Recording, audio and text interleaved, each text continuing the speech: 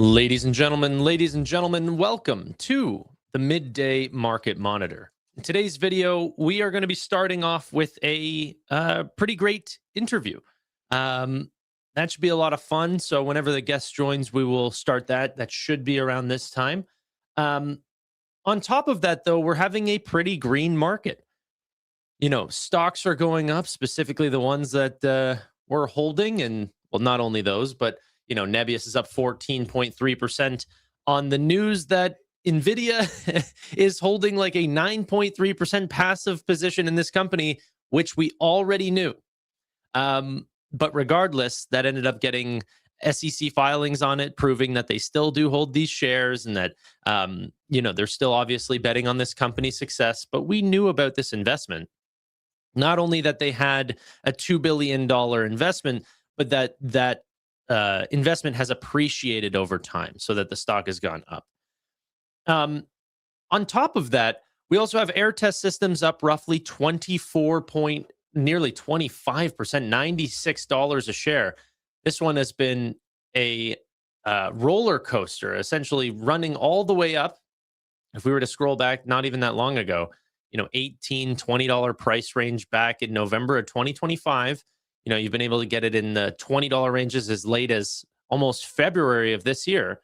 To only then see earnings that appreciated this stock from March going up to essentially April, price of $100 up to $126, back down to $60, and climbing back up to $100 once again. So wild price action. But shout out to Dr. Crossroads there for this you know, stock. That's looking amazing. We also have Coinbase doing extremely well. I'm interested in seeing what the crypto prices are. Ethereum back up to $1933 and Bitcoin back to $66,700. So that's also not doing too bad. Bitmine up 2.44%. SoFi up 2.5%, $17.43 back on that name. It's a lot of green today. A lot of very high beta names. Big tech also doing very well. We've got Tesla up 3.2%. Nvidia back to $206 a share, up 1.4%. Apple up 0.6%. And Meta also starting to climb up ever so slightly. Now, Meta is a really interesting one because they got quite a large upgrade today. Redburn, I think they changed their name recently. It's like Rothschild & Co. Redburn. Anyway, they ended up putting a $1,000 price target on this stock, up from, I think, $800. Let me double check that just to be sure. But yeah, put that $1,000 price target on Meta, which is where we were, honestly, not long ago. So that looks, sorry, that's where we were for our estimates. They had a $900 price target and then upgraded it to $1,000. Kept a buy rating on the shares. Let's see if there's any commentary on this. Meta is pivoting from consumer AI assistant to small business AI tools, resulting in a longer growth runway, wider moat, and higher margins and returns, the analyst told investors. Okay.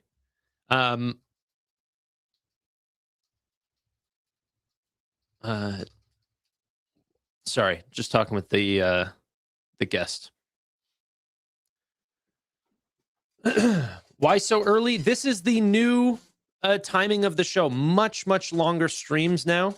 Will essentially be noon to 4 p.m. So if now doesn't work for you, we'll be running whenever you come back. And there will be segments of the shows that are a little bit more well-produced, and those will be taken out and posted separately as well. So if you miss anything that maybe you think would have been important, you'll likely see that on this channel or our new second channel, which I will talk about soon. Why stop right before earnings? If it is an earnings day, we will go through to 6 p.m. Obviously, there is earnings today, like different companies, but it'll have to be specifically ones that I want to listen to. So IBKR, maybe. Tomorrow, definitely. We'll go from essentially noon to 6. listen to Tesla, Google, those sort of names. But IBKR and those kind of companies, we will likely not listen to the calls for. All right. Yeah. Didn't you say that you wanted to reduce streaming? Yes, I definitely wanted to try a different style. The thing that I'm going to try, at least for the next month, is trying to produce videos well live. So the videos that'll be produced on the main channel will have been recorded already. So the people who are watching full time for the next few hours or whatever will essentially have already seen the videos. But for the people who don't have time to watch a 4-hour or 6-hour live stream, completely understand. They will see the fresh content that is re-uploaded. Okay. Let them cook. Dude, these new gems. I have no idea what this means, but let them cook. Thank you.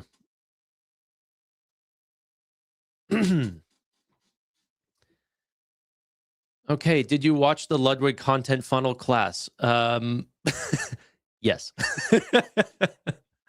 I was looking at the Streamer U thing and I was like, dude, I've never even heard of this before. And I was like, man, I should have signed up for that. That would have been fun. There's always next year. So yeah, try something new. Okay. Let's jump into the next thing. I also want to make sure I think the time zones are a little bit different where I'm talking to this person. So we might have got a time slip up, but either way, it's either going to be now or in an hour. I'm going to see. But I'm live both those times.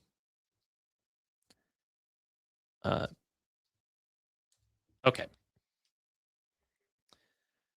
And then that'll be on a fun stock. I don't think we've ever had this guest on the channel before.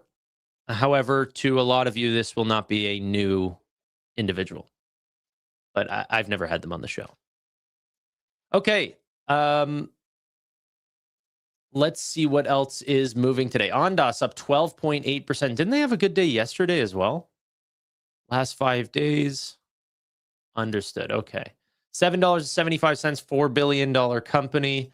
Where's Archer? They ended up showing off that Anduril partnership yesterday. Stock ended up running on that. We're now back to $5.30. $4 billion company as well. Microsoft, I wanted to talk about as well. They just announced a new expanded partnership with Mistral, which is one of these very, very fast-growing, up-and-coming artificial intelligence businesses. So Mistral AI, they have deep partnerships with Nvidia, but they just announced a multi-billion-dollar European AI infrastructure deal with Microsoft, where Microsoft will use Mistral's GPU capacity, powered by Nvidia Vera Rubin GPUs, that is similar to the NBIS deal. It looks like that Microsoft is expanding into European capacity the same way that they did with NBIS. I'm curious why they went with Mistral over just or Mistral versus more NBIS, or if NBIS can't grow fast enough. They are on schedule for their current Microsoft deal, but yeah, I'm always interested to know that. Like, is it just diversification? Are you sort of testing out different names? Is it, who's offering you the best price? I'm sure it's a mix of all of these things. But yeah. In other updates, we also found out that Nvidia got a major new system update from Jensen Huang. So he said that the Nvidia Vera Rubin platform is now in full production. They confirmed that essentially all of their top customers already have access to Vera Rubins and are verifying these chips. They'll have them online soon, but the real scale is going to happen over time. For example, OpenAI plans a large-scale Vera Rubin deployment by Q3. So that's now. Google Cloud, Microsoft Azure, Meta are already integrating with Vera Rubin. CoreWeave and Dell Technologies are also deploying them.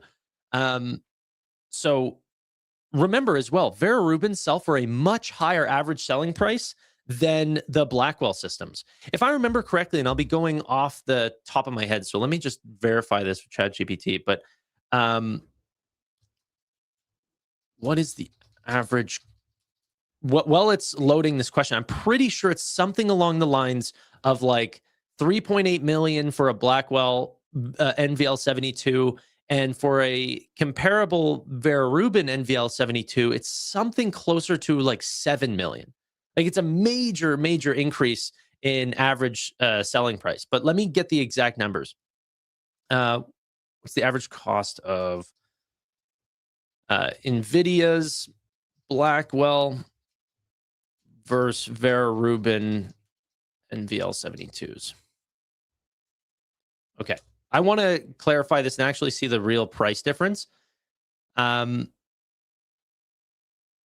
there should be some analyst estimates. We don't have an actual like, hey, go to the Nvidia Amazon website and purchase a consumer level NVL72. Yeah, so it's even higher than I thought. So the Grace Blackwell 200s are about 3 to 3.4 million estimated rack cost. On the Blackwell Ultra side, it's about 3.7 to 4 million. The Vera Rubin estimated costs are about 7.8 to 9.1 million per system. So it's more than double. This is really interesting. It'll have to come down to, what's the actual cost to manufacture these chips as well. I don't believe that there's going to be a tick up in gross margin, but I've been surprised by Nvidia in the past. There's likely higher selling or higher manufacturing costs. There's actually a report today that TSMC wants to bump up their cost to produce chips by roughly 10%, I think is what it was. TSM to raise costs on both advanced and mature node factory services by 10% in 2027, reflecting higher costs for materials, semiconductor manufacturing equipment, and the construction of new overseas fabs. So yes, those costs will be brought to the NVIDIAs and stuff, so they have to charge it back to their customers if they want to receive the same gross margin. But overall, less chips that NVIDIA has to sell for an equivalent amount of profit. And the interesting part about that is that we're not, the way that the chips are being sold here in America, like the gigawatt data centers, is not, hey, this is the amount of compute that we want out of these chips, or this is the amount of chips that we can actually produce, or square footage or something like this. No, it's actually the input of power, right? How much can we actually run these chips on? And so whether you have a Blackwell or a Vera Rubin chip, roughly the same amount, okay? They're much more power efficient for the amount of compute that you get out.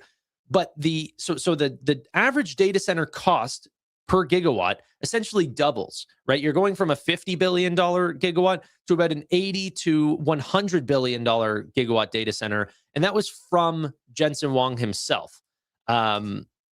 Let me show you. Well, it was my own tweet, but Jensen did recently talk about this during his GTC Taiwan. What was it? Computex, I think it was. So he ended up saying that future data centers were going to cost much more for a similar 1 gigawatt data center. So whenever these companies like OpenAI say by 2030, we're going to have 30 gigawatts worth of data centers available to us, and a large portion of that is going to be in, newer and newer architectures. The newest version of the ChatGPT models are going to be trained on Vera Rubins. We just talked about how there's going to be deployment in Q3. That's going to be at higher and higher prices, more profit for NVIDIA. Is the memory bounce real? We'll talk about that later in this episode. Am I watching the AMD event tomorrow? When is that? Let's see. AMD. I would like to watch an AMD event. I'm not seeing one tomorrow. I'm seeing one on Thursday. Advancing AI 2026. Keynotes at 12:30 Pacific Standard Time. So yeah, we would likely watch that. I think that's fun. And then the next show is at 3:30, and we'll probably be live for that as well. So yeah, I can add that to the calendar. All right. Yeah, Thursday we also have Intel earnings after the bell, and SAP. So, okay, that works.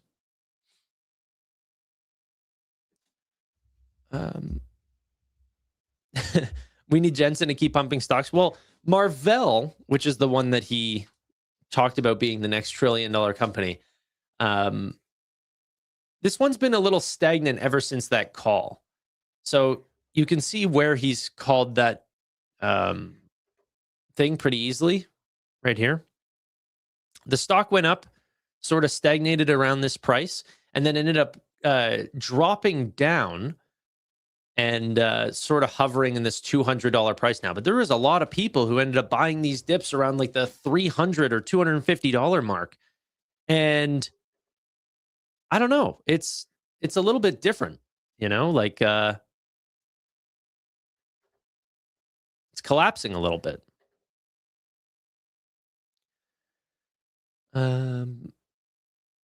Tanner looks like he's been eating well lately. By eating well, you mean I'm getting fat? I probably am. I'm having I'm not exercising as much and definitely eating quick meals. I got to get back into the routine. Probably am fattening up a little bit.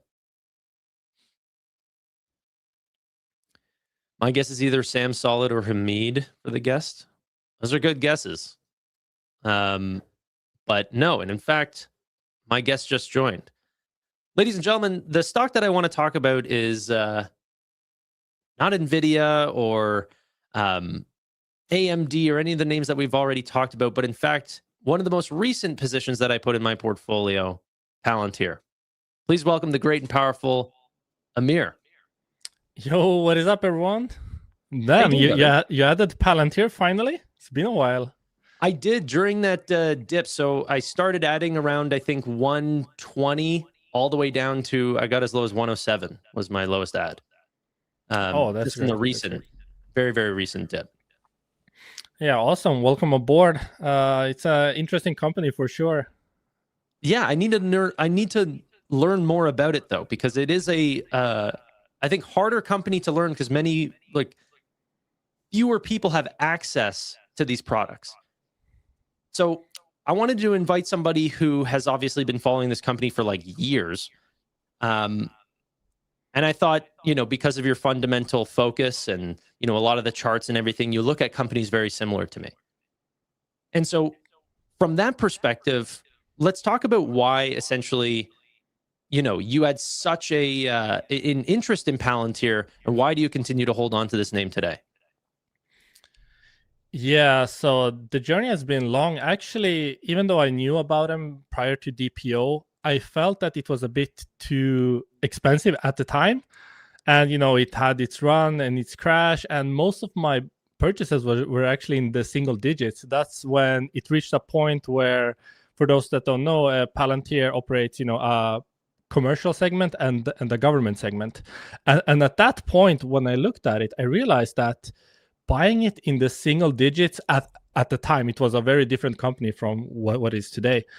At the time, you were basically buying the government part of the business, and you got the whole commercial segment for free. So that was essentially free optionality. So whatever commercial did, you got that for free. And that's when I was comfortable enough to go, 100% Palantir of my portfolio into Palantir at that point. And the rest is history. As with many stocks, I'm sure you felt the same with SoFi, with Robinhood.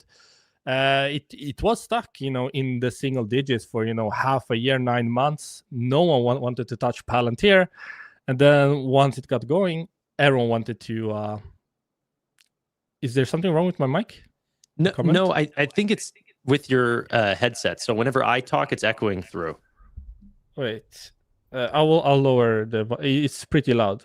How about now? Talk. Okay, let us know, everyone, if you can hear an echo.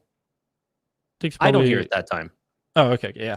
So what was I saying? Yeah, it was stuck for a while. I'm sure many investors have been frustrated with stocks that they're really convicted in, especially if you have a large position. Once it got going, everyone wanted to own Palantir at that point, and here we are back at the point in time where no one wants to own Palantir again. So yeah. So good. Yeah. What got you interested in Palantir in the first place? Like, why did this company catch your eye versus other software names, or like what stood out? Yeah, so there was this kind of mystique about Palantir. Everyone was talking about it like as if it was a black box. So that really, sparked a curiosity. And, with the founders, Peter Thiel was involved. So there was a lot of like interest, like, okay, let's see what this is about. So that's really why I started looking into it. And the more I looked, the more I realized that it's not really a black box. But when you read about it, are you familiar with Resident Evil and the Umbrella Corporation? I mean, a little bit, but yeah, so it's like this evil company that like developed the T virus and spread like the zombie plague and stuff. This like all powerful like global company that looks nice on the outside, but actually they're doing a lot of evil stuff behind the scenes. So that was kind of the vibe I got about Palantir. It's like the real life Umbrella Corporation, at least from what you read about the company. It's but the more I looked into it today, right? Yeah, I mean, depending on where you get your news from. So yeah it's from. But yeah, so after that, I realized that there was more to the company, and what I found was like, yeah, it's a hidden gem that the market is sleeping on. So followed it from that point on. Well, so obviously, looking at the company's financials growing at 12% back in the day, whenever it was like $15 a share, to now being at one point hundreds of dollars, but also growing at like 85%. Trying to understand this company's fair value has been hard over time because the fundamentals have changed so much and the stock price has as well. So where do you get the confidence in believing that there's still upside to this company? Where do you see it next? If there's a new investor that's trying to, potentially look to invest in this company, what do they need to focus on? Yeah, so maybe I'll show you. I think visualizing is nice. Sure. Yeah. Let me see. Oh, I can't share like a specific. Wait. Oh, this is the whole screen. Wait. Should be an individual tab if you have that, or. I only have. Shouldn't I have on StreamYard like share specific window? Yeah. There. If you click. Share screen, and then I have 3 different options: Chrome tab, window, and entire screen. I'm on Chrome. Firefox is just showing me slides and PDFs, video file, image file, or the whole screen. Can you guys hold for just a short moment? I'll just switch the browser and let's try that. Is that fine? Sure. Yeah. Okay, yeah. I'll be right back, guys. Give me a second. I got to learn about this this company. And now that the echo's better, we will be able to continue. I'm glad that was also solved. Firefox should be fine though too. I mean, it's the same software that Emit and practically every streamer on YouTube uses. But anyway, it'll be solved. Let's see if there's any news that's also coming out right now. I'm sure it's only going to be like 2 minutes, but.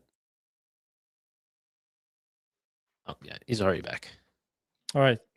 Can you hear me good? Yes, perfect. Okay, let me see. Share screen. Okay, here I go. Now I can put up the Excel. Okay. So, yeah, you're talking about this point in time when it grew 12.5%. So the interesting part here is when Palantir went public back in 2020, so they made this promise that, okay, we're going to compound revenue at 30%, right? So that's really what got everyone hyped. They're just like, oh, well, if you compound at 30% over the next 5 years, which they were talking about, that obviously means a lot of revenue inbound for the company at the time. But as time went on, the initial quarters, they were like 43%, 52, 40, 49, 49, and then it just started dropping. And back here in 2022, so about a year and a half, 2 years into it after going public, they suddenly removed that 30% CAGR target. And that a lot of people nervous. And then it continued dropping, year over year, 26%, 22, 18, 13%, reaching that 12.5% low. So obviously rounded up here. And a lot of investor confidence was shattered. But then at this point in time, something magical happened, which is they launched AIP. And of course, as an investor, you couldn't know, like, okay, how are they going to accelerate this growth? But during this point in time, after they removed that 30% CAGR target, an analyst in the Q2 2022 earnings asked Carp. Back then, they actually had analysts on that wasn't just Dan Ives and the Bank of America Mariana analyst. And yes, well, why did you remove the 30% CAGR? Like, are you not able to meet that? And he said, no, I'm steering the company to 4.5 billion in 2025. So you were like, okay, either we believe the CEO or, we call a bluff and, we, just leave this company. And many people just decided to stop investing in Palantir. So we didn't know how. Obviously, we saw that they don't really have a go-to-market. The sales team was, Alex Karp going to different companies like, do you want to buy our software or not? So they didn't really have a go-to-market. They didn't really have a way to sell the software. But the companies that did buy the software were really happy with it. So you knew that it wasn't a scam. Like at the time, you had companies like what's the EV company, the scam one? You remember, like there was a lot of Nikola, and you had so people are like, okay, maybe it's not a scam company, but but there was something there. They launched AIP, and every single quarter since they have managed to accelerate growth. So, and what makes me believe that, to answer your questions, was kind of a tangent. What makes me believe that growth is not about to stop, and the most important metric to track is actually looking at the cohort growth. So let me see the chart here. So here we have two different lines. One line, the golden one, is existing customers that have been with Palantir for 12 months or longer. And then we have new customers, which is the black line. So this shows you how much of revenue growth is being contributed by existing customers and how much is being contributed by those that have been with Palantir for a year or longer. And as you can see here, even if Palantir didn't record a single new customer in the past 12 months, they would have grown revenues 50% in Q1 of 2026. And this has been accelerating every single period since the launch of AIP. So what this shows you is the pure scalability of the software, even though they're not really adding all that many new customers. So if we go to example to the total customers here, they're adding 53, 42, 62. They're not really improving how many new customers they're adding. This growth is purely coming from existing customers expanding their contracts with Palantir. And what does that tell you? It tells you that they are extracting so much value from utilizing Palantir that the more they use it, the more they want to implement it across their whole enterprise. They want to use it for even more use cases for each passing period. And an even stronger case point is if you look at, Palantir has about 1,000 customers. 2% of that 1,000 contributes 42% of all revenue. So only 2% contribute 40% of the revenue? 42%. So the top 20 customers are almost half the revenue. And what's really interesting here is that if we go to the top 20 cohort growth, so the black bars are revenue growth on a trailing 12-month basis. And as you can see here, The top 20 customers who are already spending, over 100 million each annually on average, they are actually scaling even faster than that 50% line. So they are actually, approaching 60%. So the ones that are already spending massive amounts on Palantir, they're actually the ones growing the fastest. So the scalability of this company is, completely out of this world. Like, you won't find anything like this in the whole stock market. Yeah. So basically, the way to look at it is, would you pay $1 billion annually for Palantir software?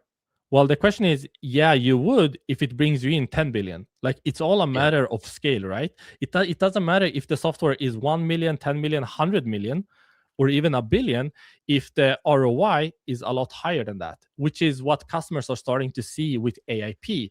So what this shows us is that the pure scalability, is essentially endless. So because all of the growth, or a majority of the growth, is coming from existing customers, as they keep adding more customers and those customers start scaling, it really gives you breadth to the whole growth, the overall revenue growth that you're seeing, which US commercial was 133%, which actually, this shows you that they decelerated growth, and you're like, you had this whole acceleration, 92%, 122, 137, and then it dropped. You're like, what's going on here? Or is the revenue growth, finished? Actually, no.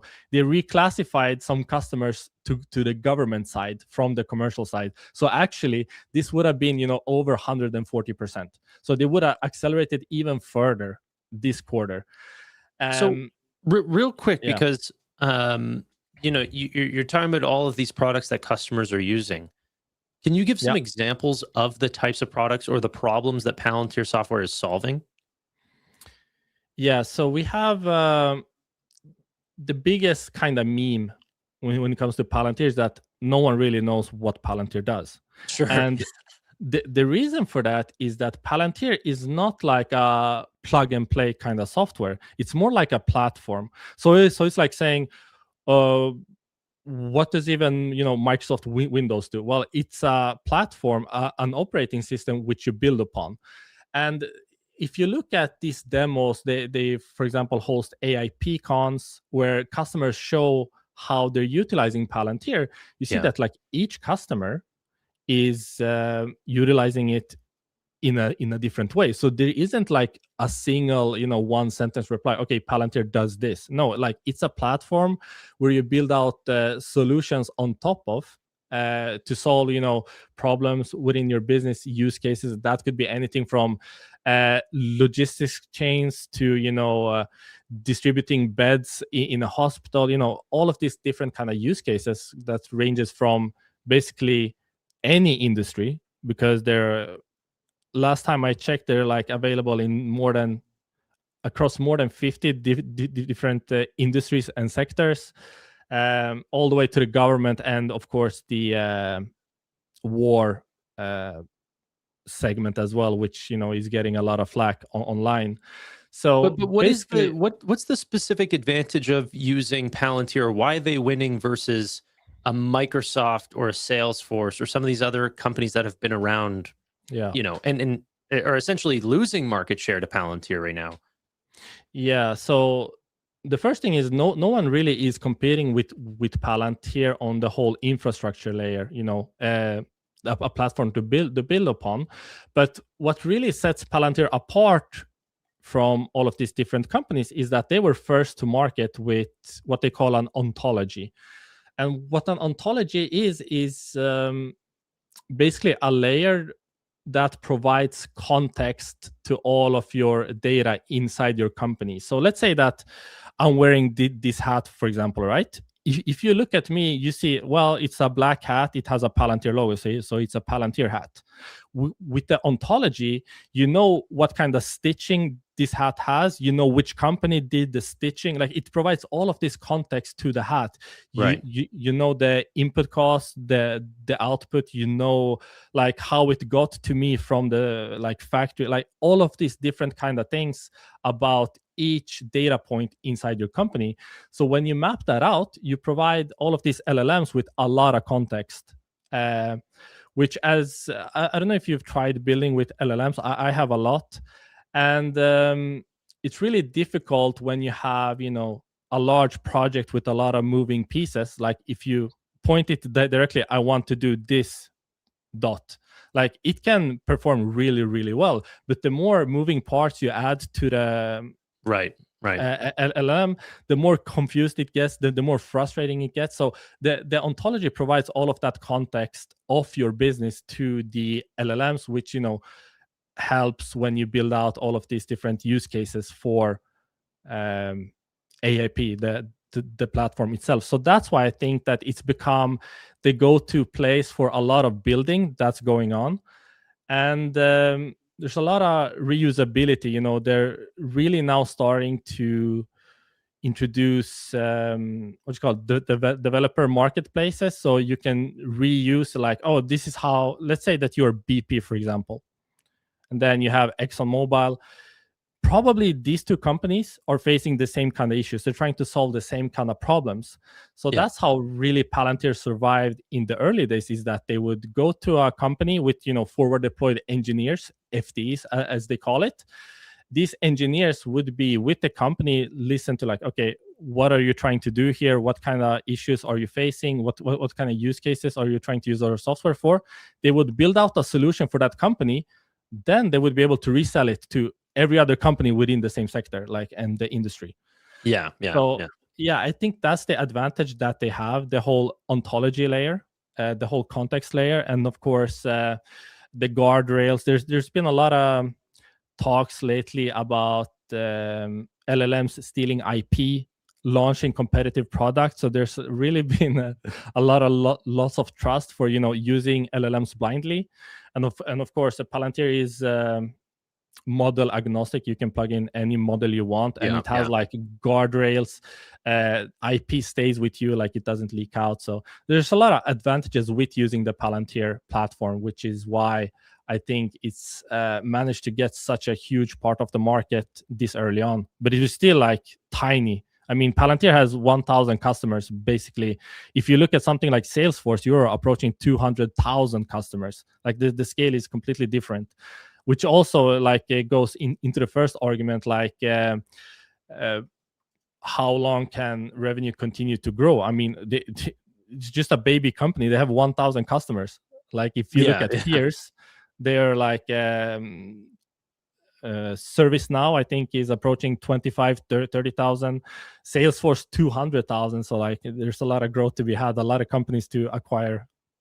So I know that there's been a lot of different startup products for Palantir, like Foundry for builders and Foundry for startups and these sort of things, trying to go after those smaller customers. Did any of those catch traction, or of all the customers that Palantir have are like of really big scale? Are they only dealing with Fortune 1000s, or are they dealing with SMBs? Is really my question. No, they are mostly dealing with large customers, and it's Foundry for builders. It's free. You can go on AIP and start building for free. Essentially, they're really generous with the quotas and stuff like that. So what they want is to build expertise, so that Palantir Foundry, like, expertise is available in the market, because as Palantir grows, like you're gonna need career requirements and stuff. Yeah, right. So it's really beneficial in that way. But what was I gonna say? What was the question again? Are they dealing with SMBs? Yeah, the large customers. So it's essentially, for many quarters in a row now, they've been outright saying like, we can't meet demand. And then you look at the employee force, and they're not hiring people. Yeah, it's kind of like they're bragging, like, we have no sales force. And then you're like, yeah, okay, you have no sales force, you have all of this demand, you're saying that you can't meet it. Why don't you just hire people? And that's a good question. Like, why don't they just hire more and expand, downstream? Because now I've heard of people that work at various companies that have reached out to Palantir and essentially been put on a backlog. Like, unfortunately, we don't have capacity to deal with you right now. So they're mainly focusing on the larger companies.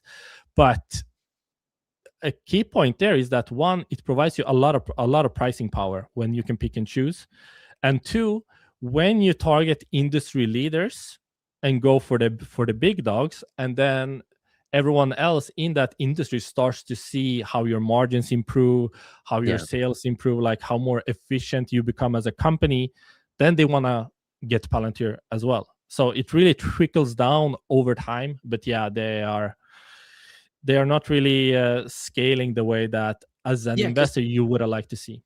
That's the interesting part, right? And I've been thinking about this. They're not allowed to purchase back stock. They've got $8 billion of total cash and cash equivalents.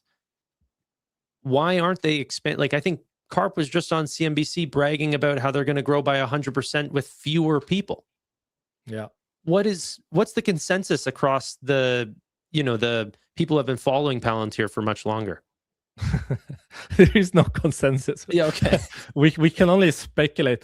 Okay, I actually the broad consensus of what should Palantir do with their cash pile, because early on, even like early days before US commercial revenue growth was over 100%, they were like, yeah, we're not cash constrained for growth. And you're like, obviously you have no debt. Like they haven't had the debt for like 3-4 years. Yeah. They just keep like putting all their cash into treasuries to farm that yield.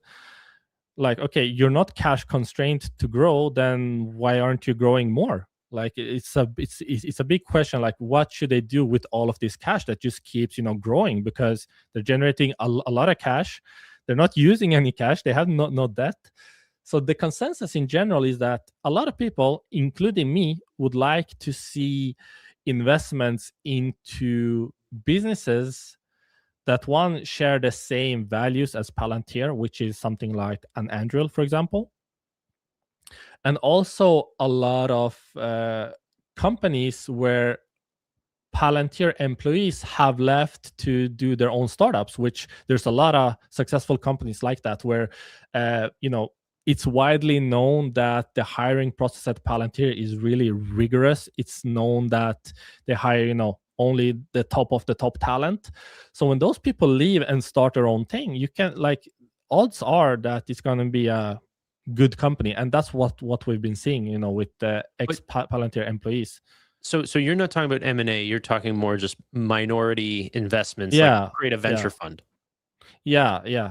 Take equity positions in some of these startups where they know that the person is brilliant and they have some domain expertise, because one of the benefits of having your software deployed across so many industries and having so many forward deployed engineers understand the problems that those companies are facing is that you kind of become an expert in all of these different kind of industries. So you gain a lot of domain expertise within the company with all of these FDs. So I think that, and it's not common knowledge, but Karp actually used to run a hedge fund, a really successful hedge fund, and we also know how successful of an investor Peter Thiel is. So it kind of makes a lot of sense that they would have some sort of venture arm tied to them. I think they have a real good advantage to make some good investments. But first and foremost, take equity stakes in companies that share your values and that you're also collaborating a lot with, like Anduril, like in the government context and the war context. They have a lot of joint missions, like Titan, for example, which is we don't have to go into the details, but that kind of companies is what I would like to see them use their cash for, if they can't, burn cash to grow faster, which they don't. That doesn't seem to be an issue for them. Yeah, Titan's the truck or van or whatever. Like the command and control like truck. Got you. One of the things that I've struggled with on Palantir is, and not struggled, I mean, I'm looking at it like alpha, but I look at Wall Street estimates and they essentially are looking and saying Q1 was peak growth. Like we topped out at 84%, next quarter it's going to be 80%, and all the way down back to essentially 30% year over year. Yeah. On the other hand, you have Alex Karp saying that they're going to grow by 100%. So there's a big difference between what Wall Street is saying and what Alex Karp is saying. But then also, whenever I look at, previous quarters, Palantir has destroyed Wall Street estimates. So I have no reason to believe that they're accurate in these numbers as well. How do you, because you're very good at forecasting and you do a lot of the fundamental analysis, how are you forecasting Palantir's growth, and what makes you believe that the fair value, which if I don't know if I could say it, but your recent article I think said the fair value for Palantir was $347? Yeah. Well, of course you can use it. So Wall Street in general, I can't show the model. Got you. Sorry, but we can talk about it. So Wall Street has been perpetually wrong on Palantir ever since they went public, and famously, even after Palantir was soaring into the hundreds, you had half the Wall Street analysts still like giving out $20 price targets. It was completely insane. Even a funny story, one of the analysts that covered them since DPO was replaced because I assume, like, we can only speculate, right? I assume that the banking clients were like, you told us to short this, you have a $18 price target, the stock is at 180, this is unacceptable. So they fired that guy or replaced him with a new one because he's still like on the coverage, but he's not like the main coverage.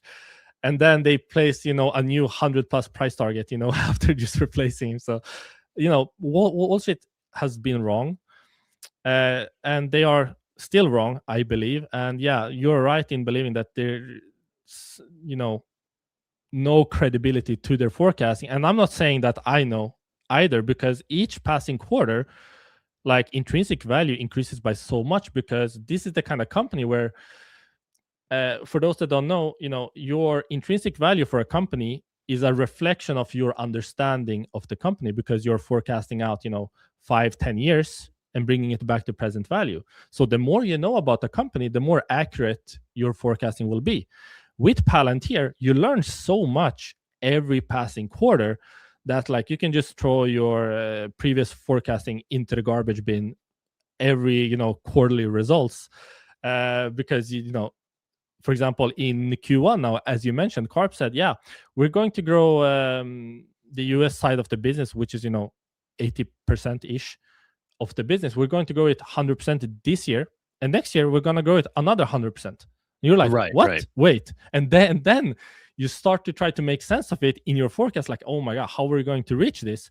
And then you also factor in that, they are continuously improving margins. They have insane operating leverage because they're not hiring people. They're doing this off the same, employee base with no, input costs.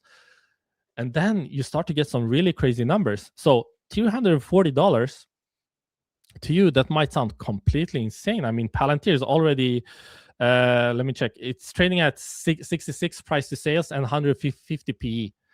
That price to sales was, close to 200 just a few quarters ago. This company is just growing so massively. So is 66 price to sales, is that really an expensive multiple for a company that's going to grow 100% this year, 100% next year?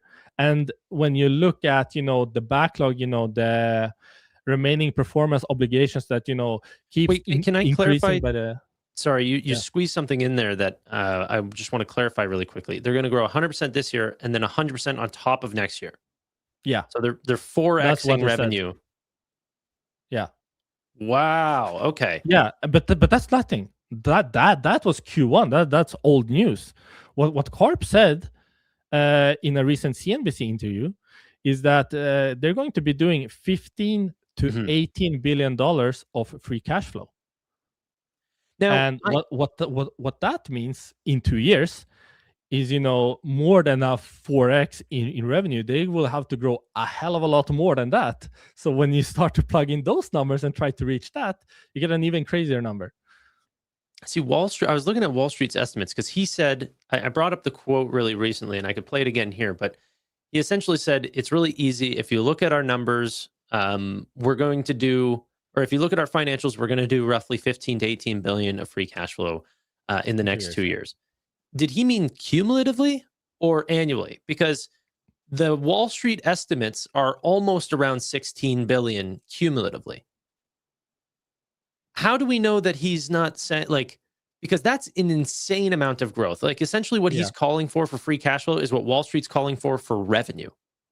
Yeah. No, it's not cumulatively, because if it was cumulatively, then the revenue numbers wouldn't make sense that he said in Q1. So he means that in the period. Got you. And where did you see the number that he's going to grow from 100% and then 100% on top of that the next year? It was in the Q1 earnings call. Okay. I believe. Wait, let me pull it up. I have it. Because this is the hard thing for me.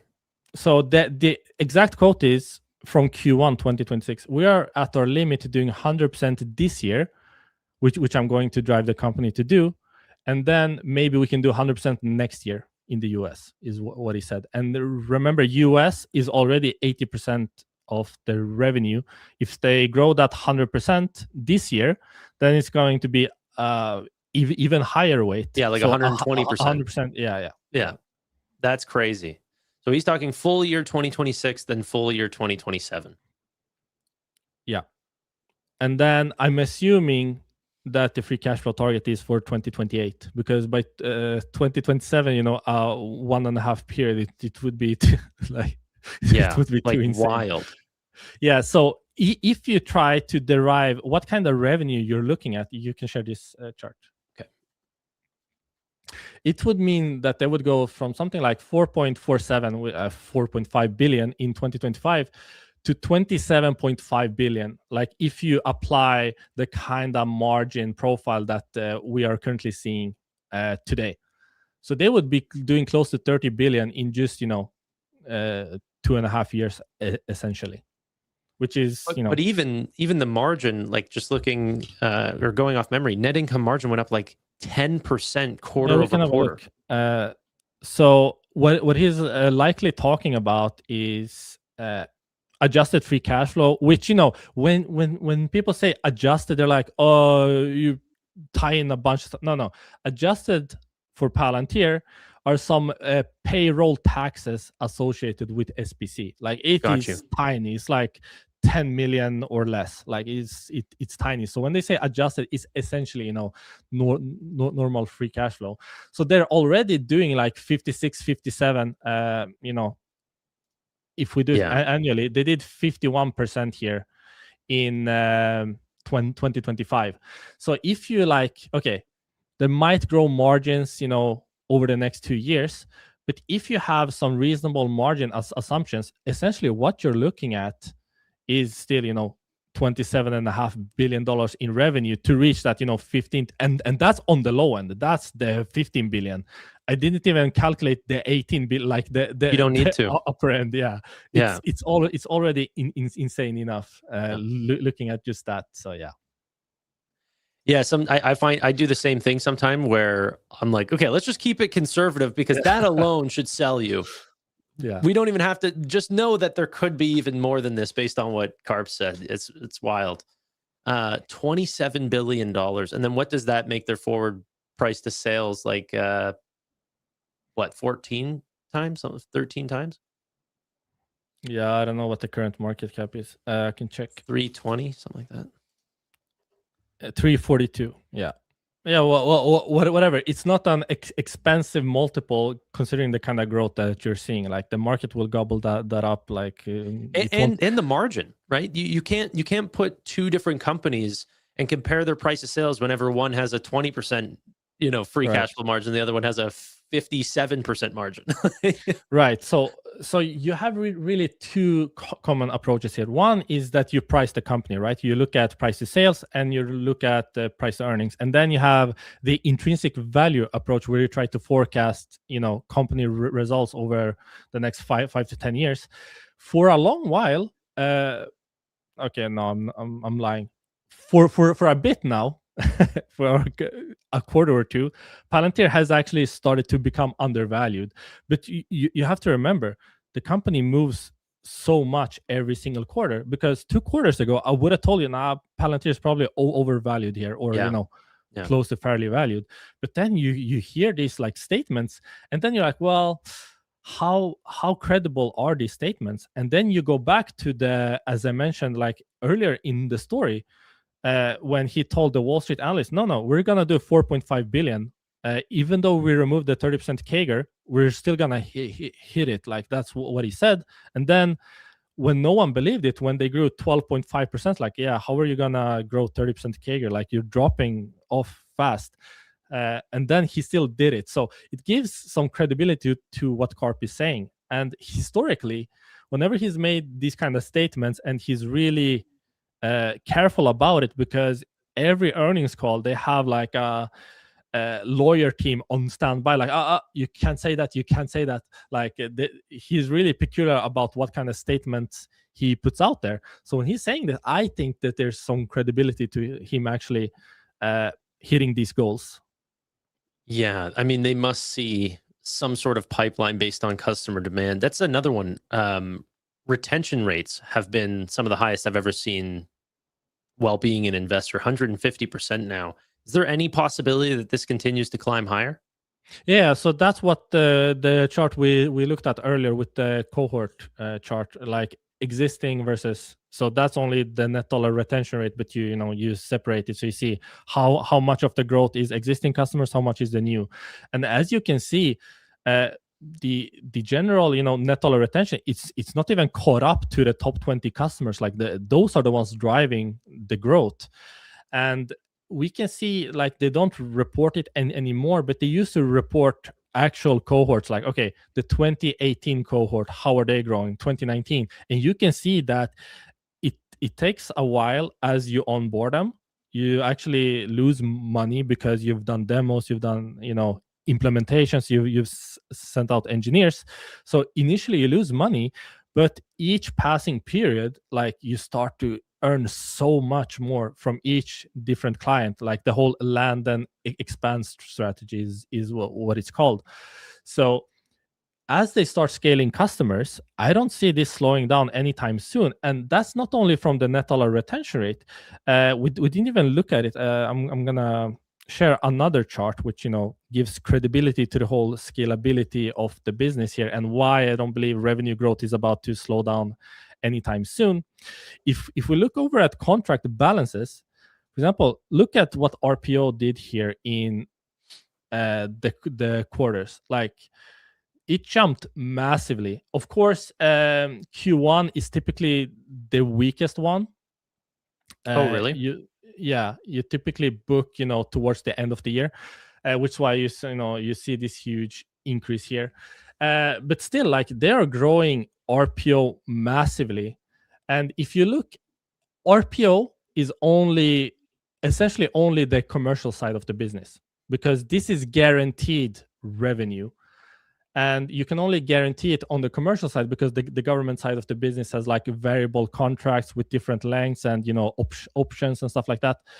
But if you look at remaining deal value, which also includes the government side of the business, it is approaching 12 billion, and it's growing close to triple digits year over year still, and it's like moving exponentially. Of course, Q1 is a bit weaker, but still, like, the contract balances for this business, like, this shows you that they're not even starting to recognize their potential here, and it's only accelerating how much they're getting. And if you look specifically at US commercial, you have been at triple digits for over a year, like 5 quarters since Q1 of 2025. It's grown at triple digits for US commercial specifically. So one last chart, the total contract value, which is how much contract value they book each quarter. You can see here that it's also been trending up, and as I mentioned, Q4s are really Q4s are strong. That's when you sign the majority of the contracts. But the trend here, it's really like when you go out on a year and not quarterly, you see like this business is not, no metric that you can look at is showing signs of slowing down. And essentially, when you look at the whole nature of how they're getting their revenue growth, going back to the net dollar retention rate here, now it glitched out, but yeah, it's 50% just from existing customers, and it's been increasing every single period. And the reason it does that is that AIP is consumption based. So the way Palantir used to sell software, maybe I can even pull up the net dollar retention rate. It's be easier. Yeah, here. So the way they used to sell software is that it was bulky, like it was expensive, and you had to pay like everything. Like you had to take on a huge cost, and you didn't really know like what kind of ROI are we going to get on this. So that's why growth was kind of difficult in the earlier periods. So that's why even though this company has been around for 20 plus years, it's still like a relatively young company, early stage company, like in the grand scheme of things, because it hasn't been maturing at all. So the way they sell software now through AIP is that it is usage based. The more you use the software, the more you will be billed. So the same model as LLMs, with token costs. Sure, essentially. Sure. So what companies do now is that they deploy Palantir to solve like one use case. Like, okay, we're seeing that this really works for us. Then you deploy it to 2, 3, and before you know it, it is you have Palantir across your whole enterprise. And we had a really good report last year that showed us that some customers, from the point that they became Palantir customers, within a year, they increased, the spending by 4 to 5x, just by deploying more AIP across more and more use cases. So the more value you get from Palantir, the more you want to use it, and the more you use it, the more value you get. So that's like this. But they don't count the net dollar retention in the first year, correct? Yeah. So you have to have been with Palantir for more than 12 months. So this is even more bullish that they take it the first year, because that's where the really explosive growth comes in, where customers are trying to find out where. Yeah, right. So you have the biggest kind of growth, within the first year as you're expanding. So this is like you've already had Palantir for over a year. Yeah. So 150% on the matured growth already. Yeah, right. Well, it's not mature, but yeah. So basically, not mature. As I mentioned, if we look here at, I remember, not completely fresh. I don't know if this shows it. No, it doesn't show it. Let me just check quickly here. Give me 1 second. So what I want to look at is the top 20 customers. Let me see, where do I have that? Here. So they did. Let me see. 108 million. Oh, you don't have to show the Excel. I'm just looking. 108 million on a trailing 12-month basis for the top 20. And the average across the business is now something like 3 million. So I'm going to show you that now. Average revenue per customer. So this excludes the top 20, so you can get a, it excludes, half the business, which is only 2% of customers. So this gives you a fairer view. It's up to 3.1 million now. And the top 20 are doing over 100. So it really goes to show you like how tiny these are on average and how much potential there is for growth among, the average customer out there. Like they are still relatively tiny, 3 million per year. Compared to some other software spending that you're seeing, at different SaaS businesses, 3 million is not that bad. So as this starts scaling up, growth is going to continue to be very, very high for a very long period of time to come. And as you mentioned, the magic isn't just revenue growth, because any company can grow revenues by burning a lot of cash. They could do M&A deals, for example. They could, give discounts, whatever. Like you can grow by burning a lot of cash. But the thing about Palantir is that they are growing, not the rule of 40. What I want to show you is, as you mentioned, the operating margins and income margins. they are actively growing margins every single period because their costs, this is not the best chart. It's a bit confusing, but as you can see, R&D as a percent of revenue, G&A as a percent of revenue, sales and marketing as a percent of revenue, is going down drastically because they are essentially flat. So I think I have that chart here. Give me a second. Essentially, it's flat. I should have prepared it. Here. So here we have R&D expenses. As you can see, since like Q1 of 2019, more or less flat. Like they are not spending more money to acquire all of this revenue. So that's why you see this massive margin expansion. And essentially, if you ask me, what's the ceiling? Like, essentially, there are like 50% plus operating margins now. I wouldn't be surprised if they start to reach, very close to those gross margins, 80 plus, if they start approaching 80%, because I mean, the operating leverage is just insane at this company. Yeah. So when you combine those two, explosive revenue growth with explosive margin expansion, and then you start to forecast, okay, what does this look like 10 years out? And then you try to derive fair value. So that's why, people always think I'm so crazy when I'm like, no, Palantir is undervalued here. Like, it's worth, as I mentioned, currently it's at $340, more than a double from where it's trading.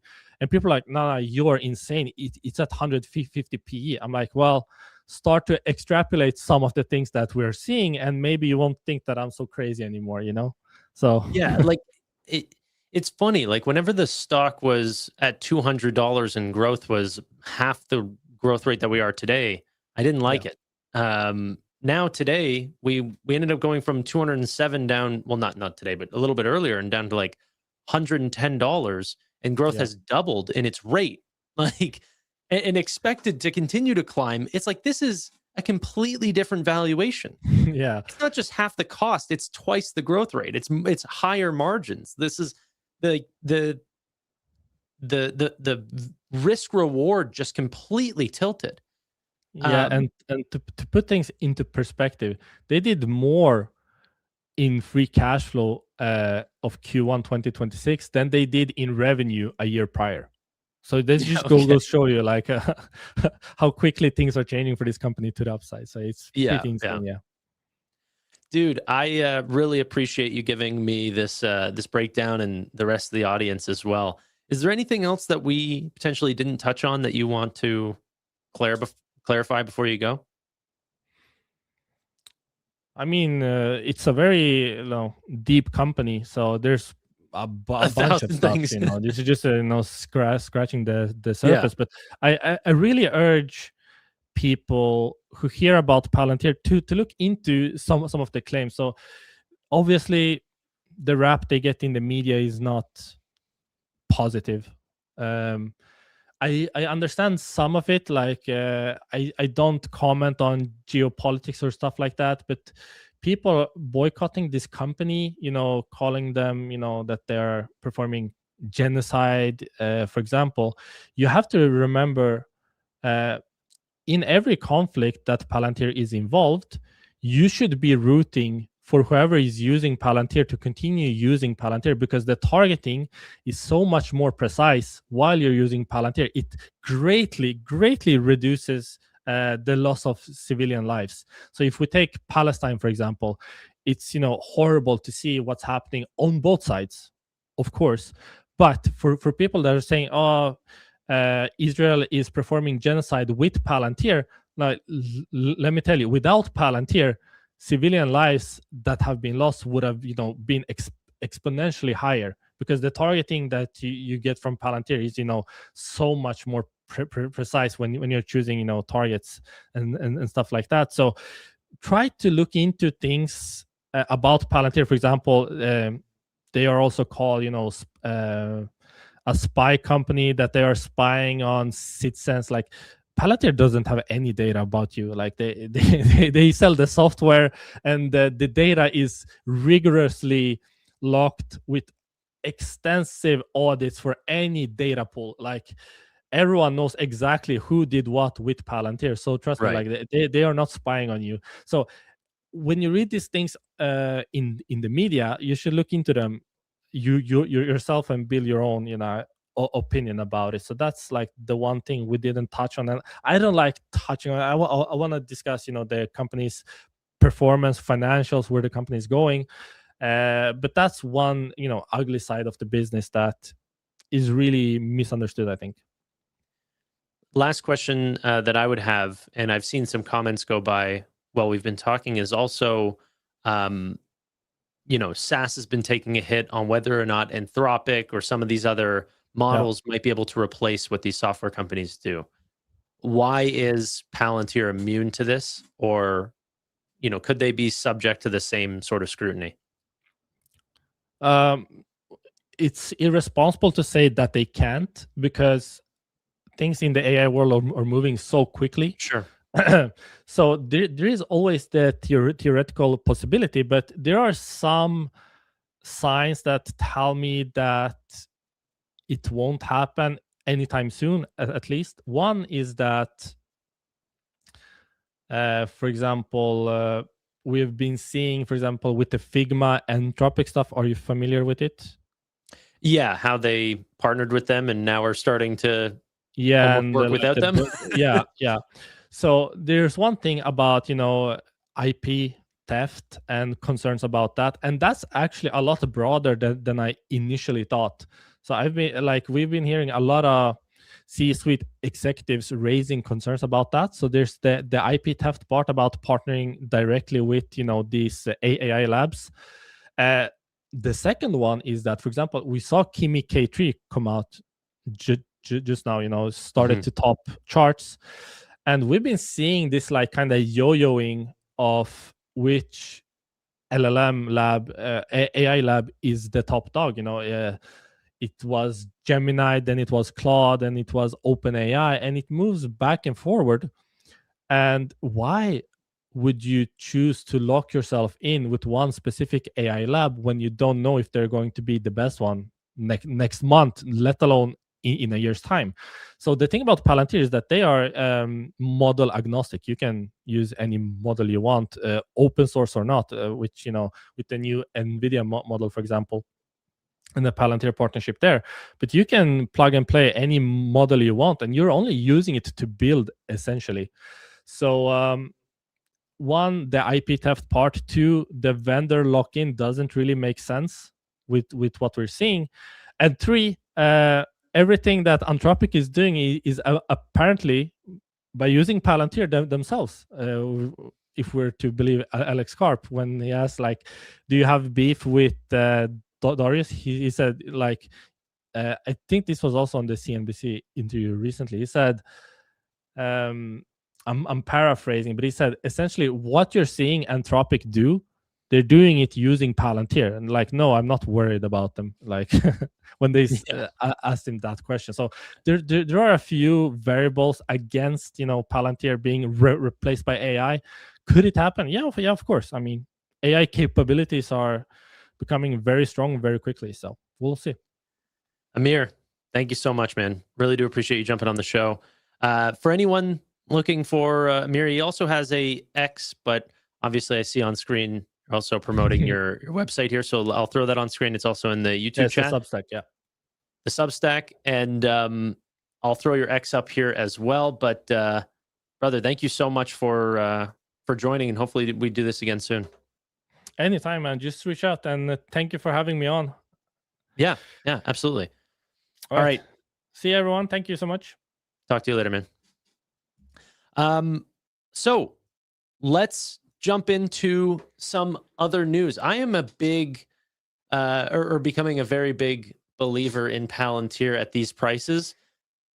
Like I said, I wasn't always, but things change quickly as prices get cut in half and the growth doubles. What did you guys think? Okay, so while this was happening, let's take a look at some of the stock prices that we have been looking at here. NBIS up 17% on the news that Nvidia has continued to hold their stake in this business. We already knew this was going to be a thing. Cerebras. Why is this name up? Cerebras. I'm going to guess that there was a new announcement, new deal.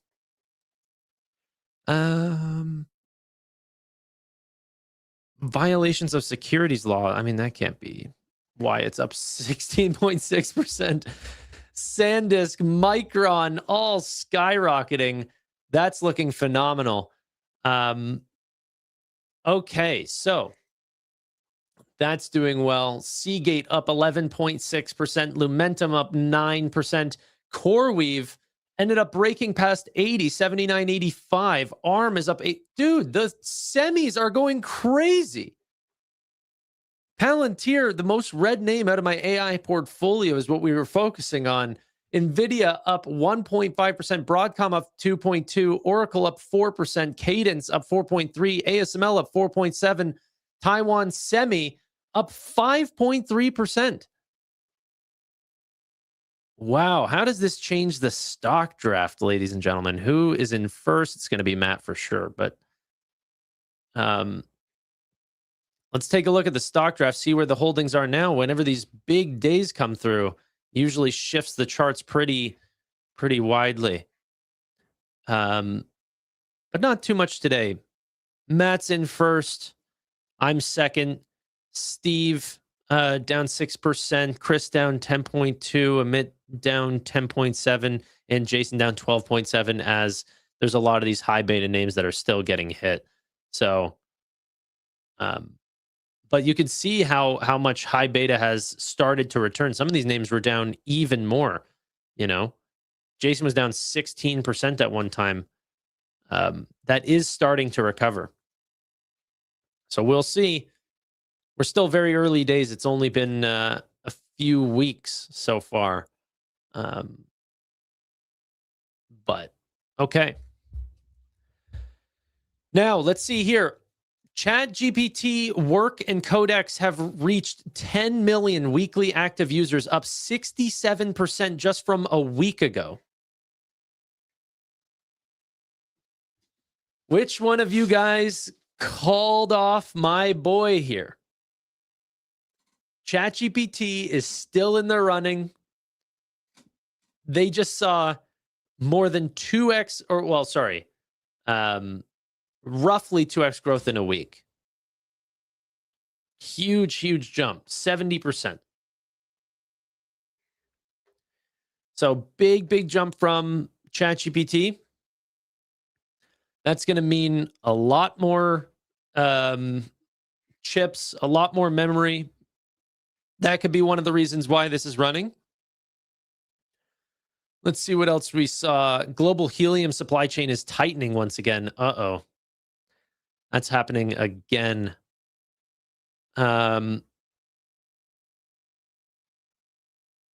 Okay. OpenAI Sam Altman to brief U.S. officials on next wave of AI models.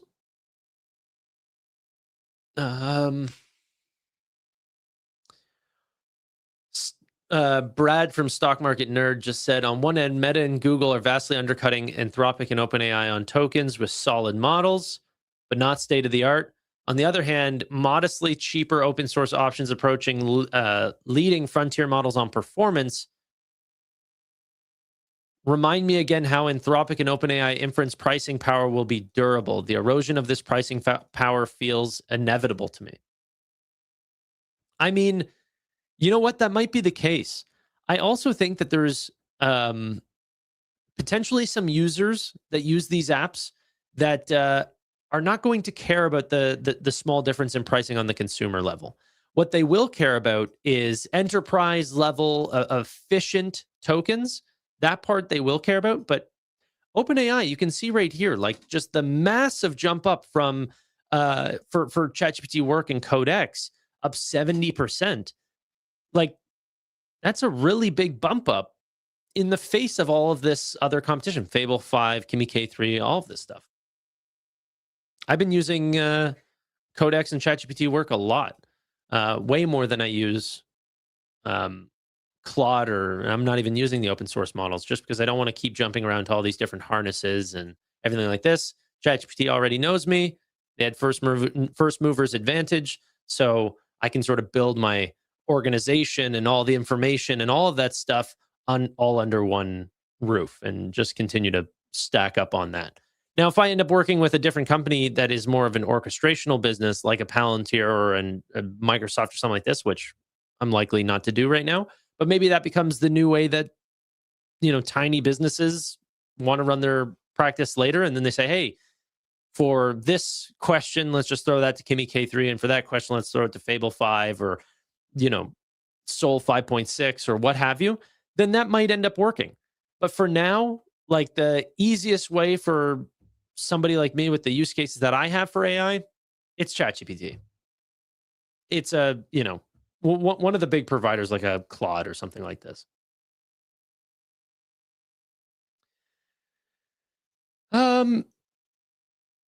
I only use ChatGPT. I love it. ChatGPT, it has gotten a lot better. The 5.5 upgrade changed everything. 5.4 was a little bit hard to use.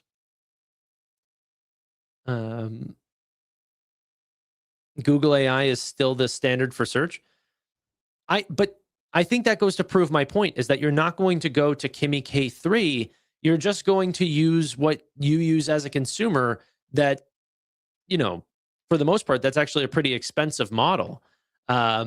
Running the ChatGPT 3.1 or whatever it runs on now versus Kimi K3, but it's Google. So you're not worried about it. You're just happy to go on and try those products. Switch Nvidia to Palantir. Can you guys imagine if I did something like that? Like sold half my portfolio in a day and just rotated it into Palantir.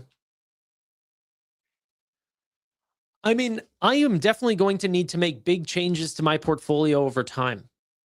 Like I told you, I don't want Nvidia to get larger and larger in its percentage of my portfolio, like the weighting. Right now, I don't have to worry about that because Nvidia has been a little bit stagnant for the last little bit. But let's say this thing ends up going to like 280. I'm going to have to start selling even as it goes up and put that. And then whenever I start getting that cash, because that's going to make a huge difference.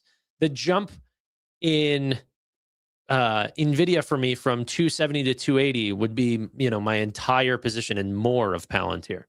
So I'll be able to really put a ton of new money towards Palantir or Meta or Micron or whatever the next name might be that I want to add to. If Nvidia actually starts to really get running, or for covered calls as well, which, has generated me some income as well.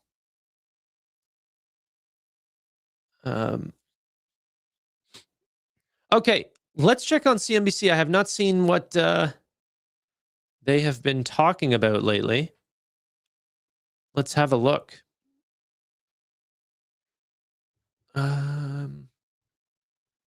What do we have for the top stories, top CEO interviews? Citigroup explaining why the Mag 7 construct is dead. Whoa.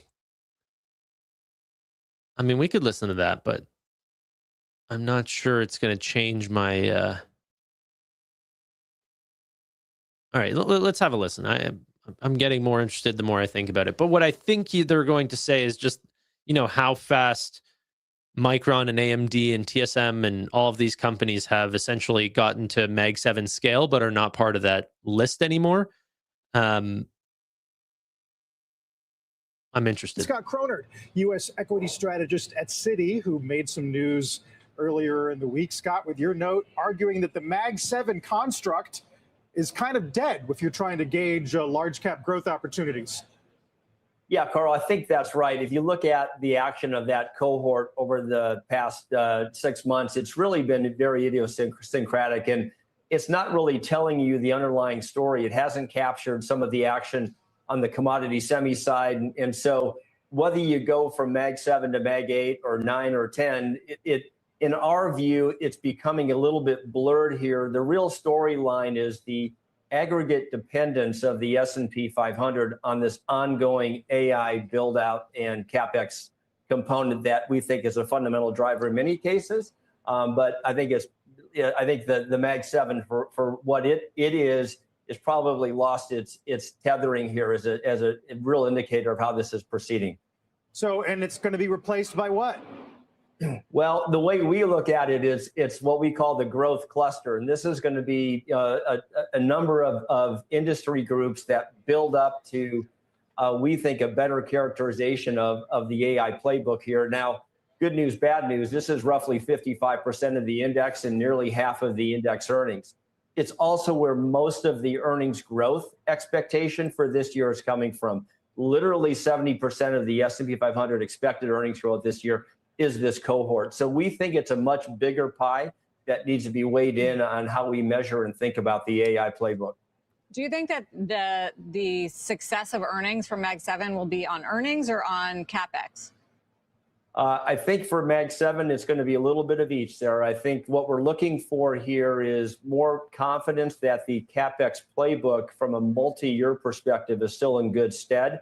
And what you need to get there are going to be a lot of the hyperscalers and other players talking about ongoing positive supply versus demand trends, as well as this ROI construct that is going to be mission critical to getting to where you price some of these companies out longer than just 26 and 27 earnings. Scott, you've had I think, net dovish view on rates. Is that thesis looking shaky? Yeah, oil above 80 gives me a little bit of pause in this, Carl. You know, going into Q3, we're all in on this broadening playbook, and it was looking really good until the Iran flare-up. Oil prices back up into the low 80s is something that we're going to have to monitor here. I don't think it's going to change the setup, though, where as we go through the Q2 reporting period, we're going to hear a little bit more glass half full tone from most of corporates, whereas Q1 was a little bit more concerning on the ongoing risk of higher oil prices, inflation, and interest rates. Okay. That was Citi saying maybe we need a little bit more diversified portfolios. I don't mind that, but you know what? I think the interesting part about the Mag 7 is that these are extremely diversified businesses in themselves. You know, if you even look at the AI stack for most of the Mag 7, they participate in the cloud business, creating their own silicon, software sales, hardware sales, you know, e-commerce, advertising, and that can be set across Meta, Google, Microsoft, Amazon. Like, it's wild how diversified these businesses are. And you can also say that those sell across almost 150 plus different countries for almost every single one of those names. So that's the nice thing about the Mag 7 is that there's, you know, very diversified businesses in few names. And by the way, their growth and multiples are very, very high growth, very low multiples for the most part, even versus the S&P 500. So I think whenever things are not working, you have these analysts come out and tell you not something that might be forward looking, but something that just is right now. And then just say, hey, this is what is going to continue to happen. But I don't necessarily agree with that. Okay. Citi's Kate Moore on why she's bullish on cybersecurity for investors. Let's see this, because cybersecurity has been a very, very interesting space, and I want to hear about this really quickly. Joins us right now. She is Chief Investment Officer at Citi Wealth. And Kate, thank you for coming in. Yeah, good morning. We are just over halfway through the year, and you've got some themes that you've been watching, some things that you've been thinking. I think my biggest takeaway is that you basically think game on at this point. You were telling people to stay invested. Yeah, we are Fully definitely invested. game on. Yes, fully invested. And we have been fully invested on the equity side. But one of the things we've been doing is kind of layering in some of what we think are more secular themes, complementing what people are getting from their beta exposure and their equity part of their book. And we started talking about many things that people were concerned around energy security, supply chain security in the first part of this year, and how important that's going to be to invest alongside the industrial and kind of commodity complex that does well as both companies and governments create more resiliency. Now, another area that we're increasingly focused on, it's not a new area, but we think is an additional good layer for people's equity exposure, is across cybersecurity and data security in general. And the reason why we're highlighting this now and thinking about it now is we looked at the budgets for most companies, what percentage of their tech budget is going to cyber, and just it feels too low given the proliferation of AI agents. I was going to say, is this because of AI? Yeah. So like the companies are spending right now on AI, but not maybe spending commensurately on cybersecurity. That's right. I mean, we're not talking about a single kind of cyber attack or a series of people that could be engaging in it, but almost infinite AI agents across a huge attack surface that could be, taking down people's data, ruining the operational situation for many companies, and in fact, of course, providing them with a risk in terms of their price and reputation. So I think there are a lot of reasons why companies will need to increase their spend in this space. And even though some of the bigger platform enterprise software companies serving data security have rallied, we don't think it's the end. But you like US equities more than anything else at this point. Yeah, so a big theme throughout this course of this year, given the fact that there was a lot of multiple expansion in the market in certain other areas of the world, particularly like Europe last year, we think that equities need to be driven by earnings and fundamentals over the course of this year. And of course, that's what we've seen, right? Earnings have been powering the equity market higher. It's not been multiples. In fact, there's been multiple contraction across every major market, more pronounced in the US and emerging markets, areas more tied to the AI and tech side. So we're just staying really anchored in the fundamentals, not expecting multiple expansion. You do say, though, that FOMO is still running rampant, fear of missing out, that's a big issue, and that as a result, or I don't know if there's a chicken and egg, but what caused what, the cycles that we've seen for downturn have been much short. Right. Yeah. If you're waiting to buy on the dip, good luck. Right. Don't blink. And don't blink. And I think that, many groups of investors, the individual investors, and then of course, anyone who relies on models have been taught over and over again at increasing speed over the last, 5 and 10 years, that the longer you sit on the sidelines, the fewer your opportunities to buy on pullbacks. We all know there's a lot of cash on the sidelines. You can measure it in a lot of different ways. People's, overall accounts, but also corporate cash. There's lots of things that could kind of step in and support the market, money markets, all these kind of things. But the amount of money that could be deployed is enormous and actually has not decreased, even as financial assets have appreciated, which tells you people are still putting money away.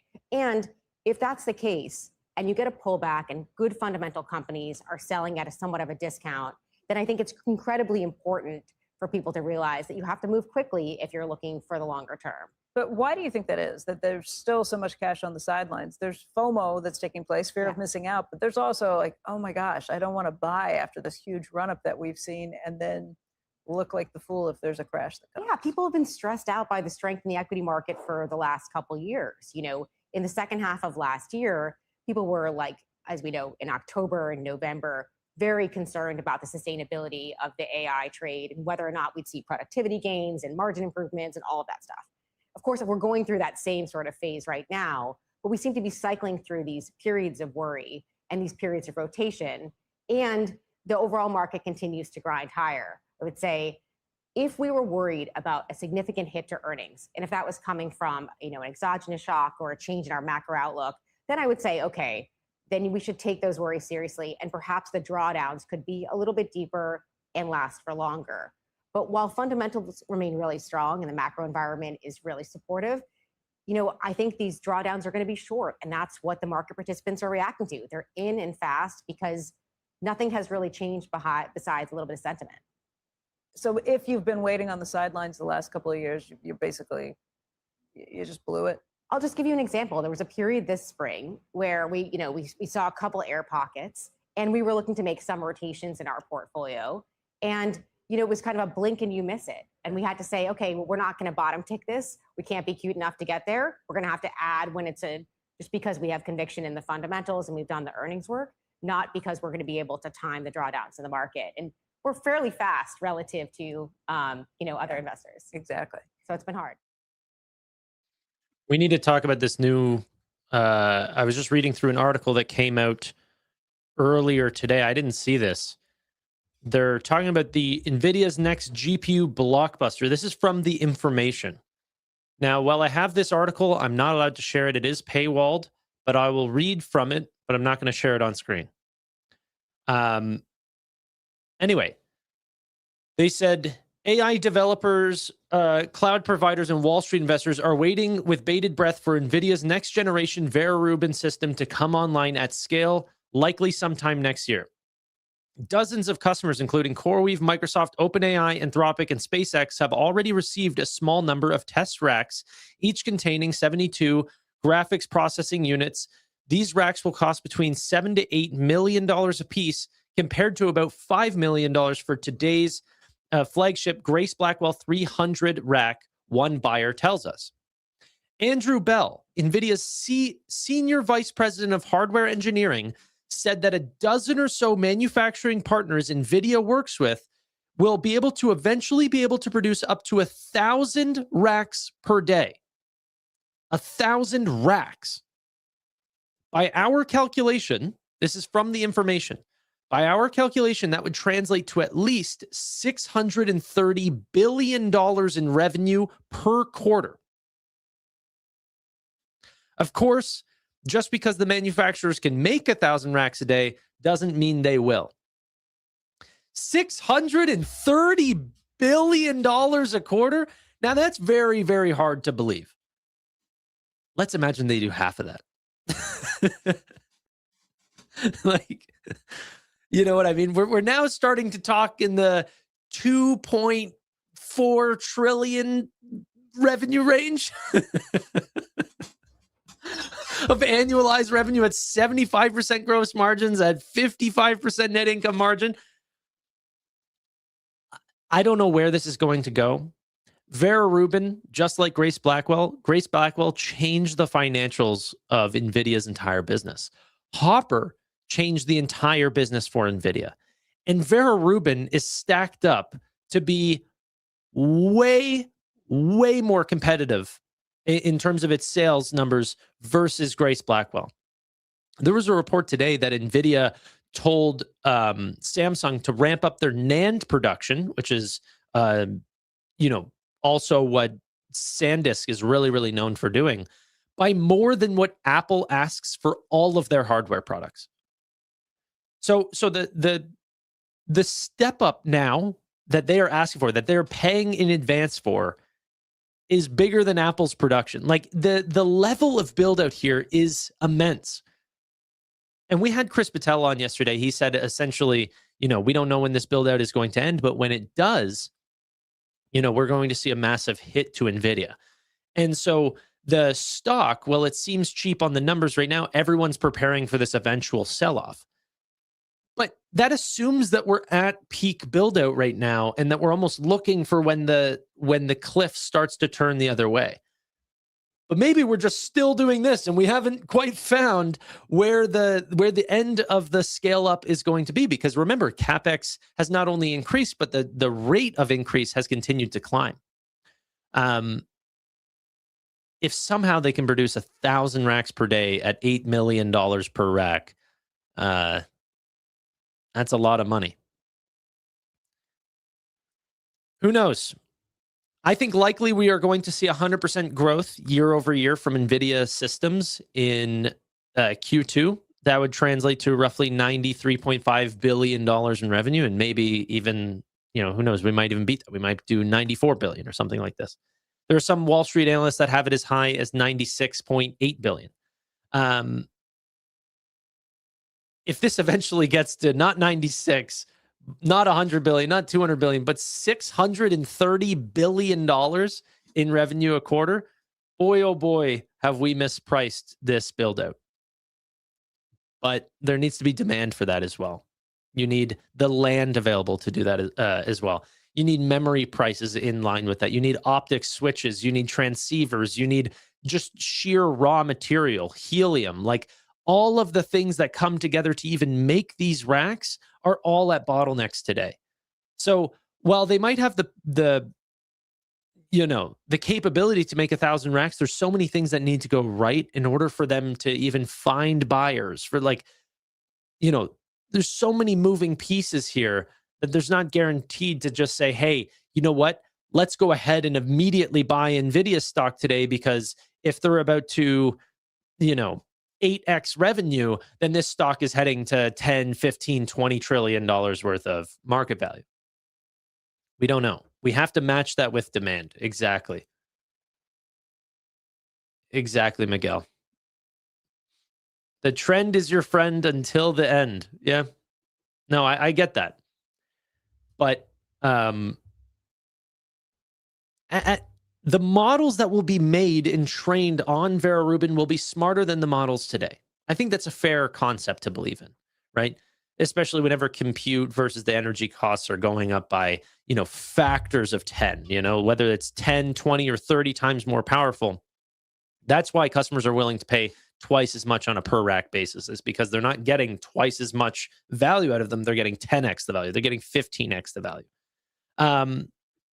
So one of the things is that I'm starting to question is, like, all right, the more compute that we've thrown at training for each of these models, the smarter that they've gotten. And now we're starting to get into tool use and, you know, the ability to use browsers and get really, really great answers and write essays and score perfectly on tests. And, you know, some people have put, like, the higher end models, like in terms of an IQ, around 130, 133 points. So they're already doing amazingly. But what's the cap to that?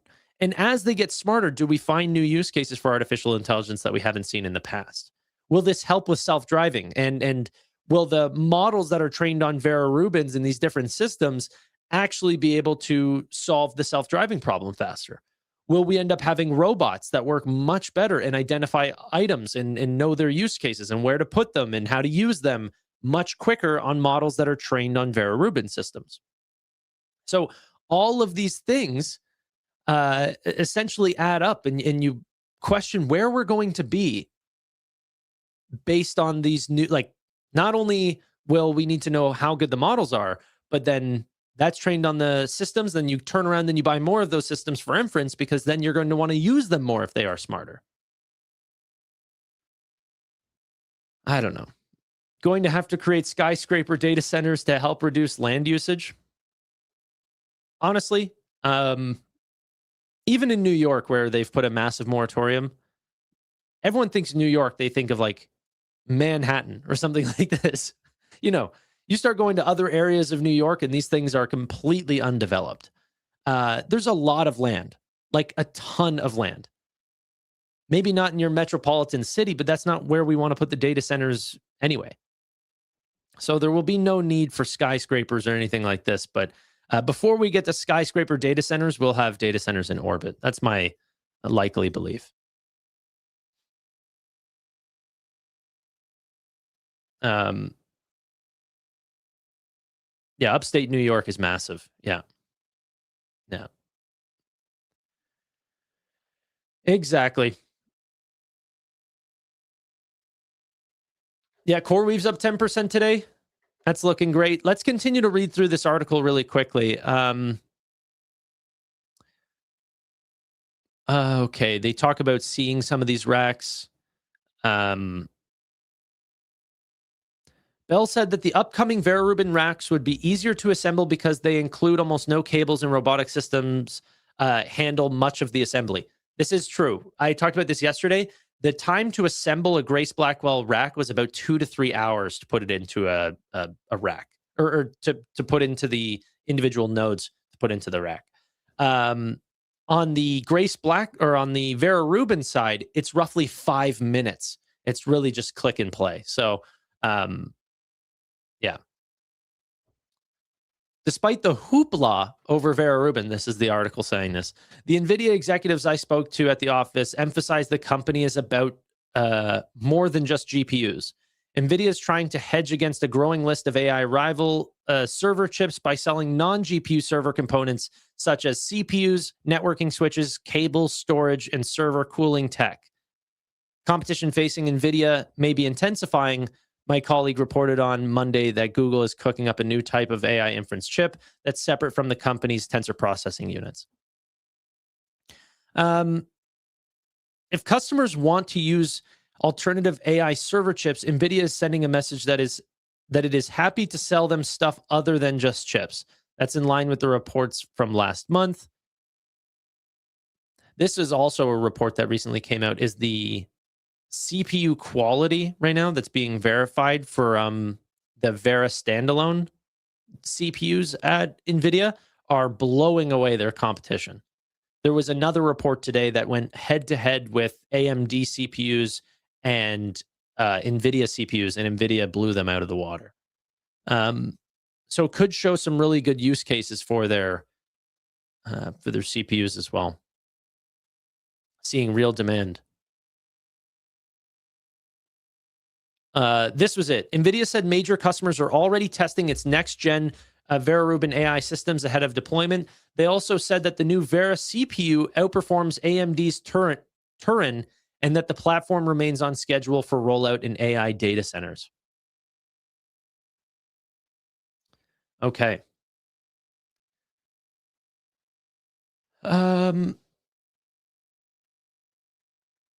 Canada is ideal, but Canadians realize the planet is more important. I don't think it has anything to do with that. I think that you want data centers remotely close to where the people are actually using it to, lower the latency. So you can't have the computers far away from where the people are actually operating the systems. Obviously, we care about the planet probably equally the amount that the United States and the rest of the world cares about the planet. But yeah. That all sounds great, but I highly doubt Nvidia is taking market share. Raven, they are the biggest name in CPUs today. Just based on the amount of chips. Like, people don't realize the amount of CPUs in the Nvidia hardware today already outsells all their competition. And then on top of that, any amount of sales, like talking about taking market share, you don't even have to say taking majority market share, but to take market share means to sell into a product that you were not selling in before. They already have guaranteed customers. I think the last report was $20 billion worth of orders. They said that like 3 months ago.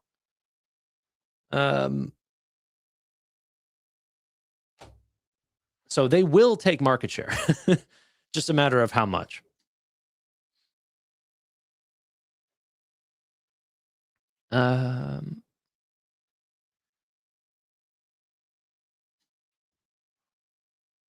Okay. It doesn't mean that some people think like I'm being anti AMD. I think there's more demand than supply. So every single company is going to sell out fully. The only way that Nvidia selling CPUs would impact AMD is if they could produce more and their customers would not buy it. But everything that everyone is producing is being bought up. Cerebras, AMD, Nvidia, they're all at full production. TSM is working their butt off. Micron, SanDisk, SK Hynix, Samsung, fully in production. They're not slacking. They have their foot on the gas, full throttle, and there's still not enough. Okay, so if Nvidia starts selling more, it's not at the concern of AMD. Not until demand and supply reach equilibrium, in which then it matters which products are the most are at the best efficiency. That's when that matters. But at this point, every Neocloud, like, you can look at the ClusterMax ranking and say CoreWeave's at the top and IREN's at the bottom. They're both selling out. You can say Microsoft Azure is here and Google Cloud is here on the ClusterMax ranking. Microsoft, if you guys are listening audibly, is just slightly higher in the ranking. I think they have a gold ranking, and I think Google Cloud's like bronze or whatever. So it's 2 ranks lower. This is from Semi-Analysis, Dylan Patel. They're both still sold out. they all have said that they have more demand for their chips than they do have supply. So there's no concern over whether or not one company does well that hurts the other business. That only matters whenever demand dries up. Okay.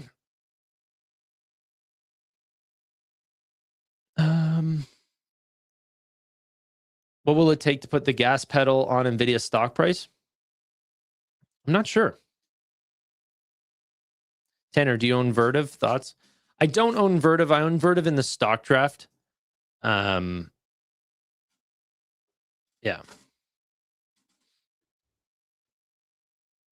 Why didn't you watch the World Cup? I heard that the last game was boring as ever.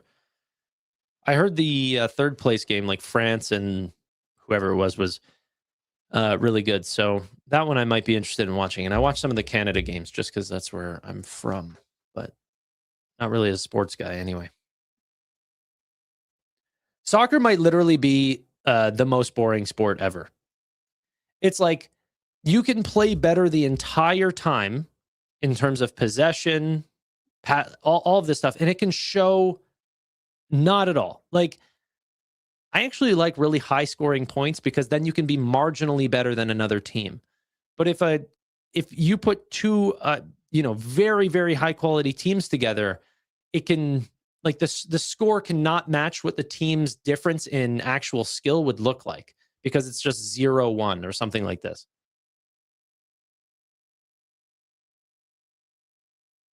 It's not an L take at all. That is the truth. Like, you can have two of the best teams in the world and it comes down to a kickoff. That's so lame.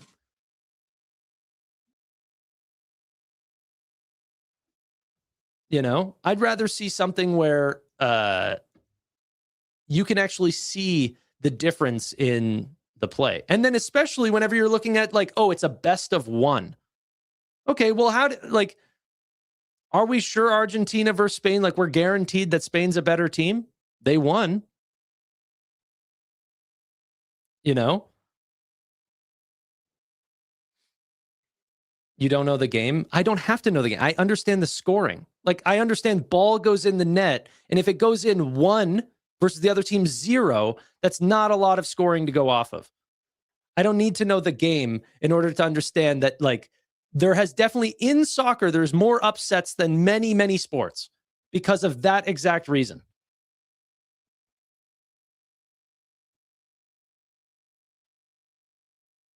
You know? Like, I was watching this chess tournament not long ago, and they did like a best of 35 or something like this. It's like, you're going to know who the better player is at the end of it. Not a best of 1, and there's 1 goal scored in a 95-minute game.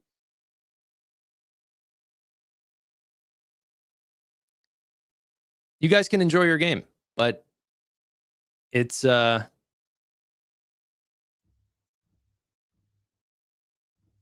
whatever. I'd rather watch a thing where you can see scoring on both sides more often than you do.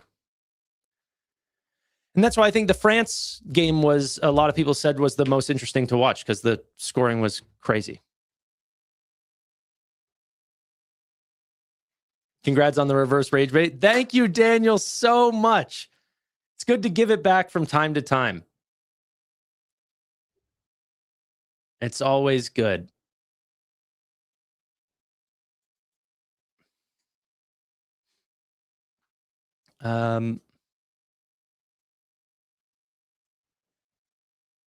Okay. Let's go ahead and continue on. So I did want to talk a little bit about Micron. I think that because of the stock action, that there's been a lot of people potentially showing off the bear case constantly. And there is definitely a bear case, that they're not actually selling more memory right now. It's a lot of like, hey, we're just waiting for fabs to come online, and we'll see what happens to average selling price whenever new fabrications come online. That'll be the most interesting part. And if you want to see a really, really big jump, or at least it doesn't have to be a jump, but a really big change in the price action will be, what is the average selling price of DRAM whenever new fabs come online and we actually see new supply in the market come up, and then see what are people willing to pay. Are we still paying high prices, high gross margins, and there's just more of it? And then, you know, Nvidia racks can sell 1,000 a day or something like this. That would be much, much better. Just to get to know that. SK Hynix, yeah, it would be a sort of a levered bet on HBM, and HBM is starting to pick up. So that's you're kind of at a cusp of a really big boom in average selling prices for HBM.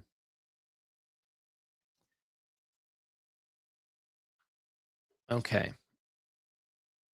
let's go ahead and talk about that. And there's probably other things that we will touch on with this, but I really want to get into Micron because the opportunity here, especially now that the stock price is, you know, we're up 12.4%, but we're still at roughly under $1,000. And you know, I should have talked about this yesterday because this is really whenever I created all of these slides, but now the market is really trying to bring this up very quickly, but potentially use this information to look at Micron whenever you do see these types of sell-offs, okay?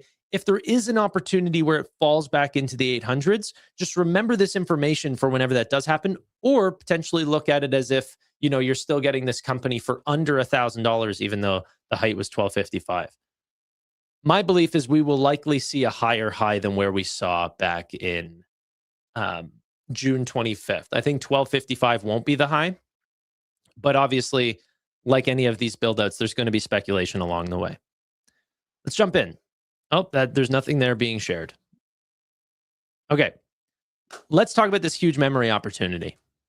First up, we have to understand that the amount of actual DRAM that goes into each one of NVIDIA's chips, and mind you, okay, it's not just NVIDIA. This is across TPUs, this is across AMD, this is across every single custom silicon or ASIC, that they all are having big booms in their amount of memory, just because that's what we're needing in the products that we're using. You know, agentic artificial intelligence and all of these things, seeing big ramp ups. So we're looking at roughly about a 10x between 2022 and 2028.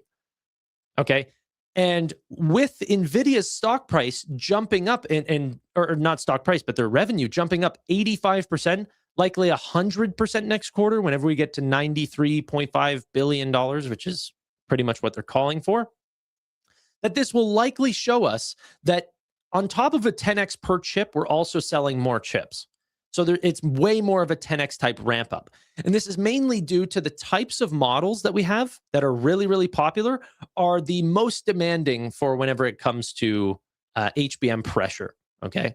So this is why all of the new chip designs like Vera, Rubin are much more heavy on memory and the amount of CapEx that you're spending on memory versus previous architectures.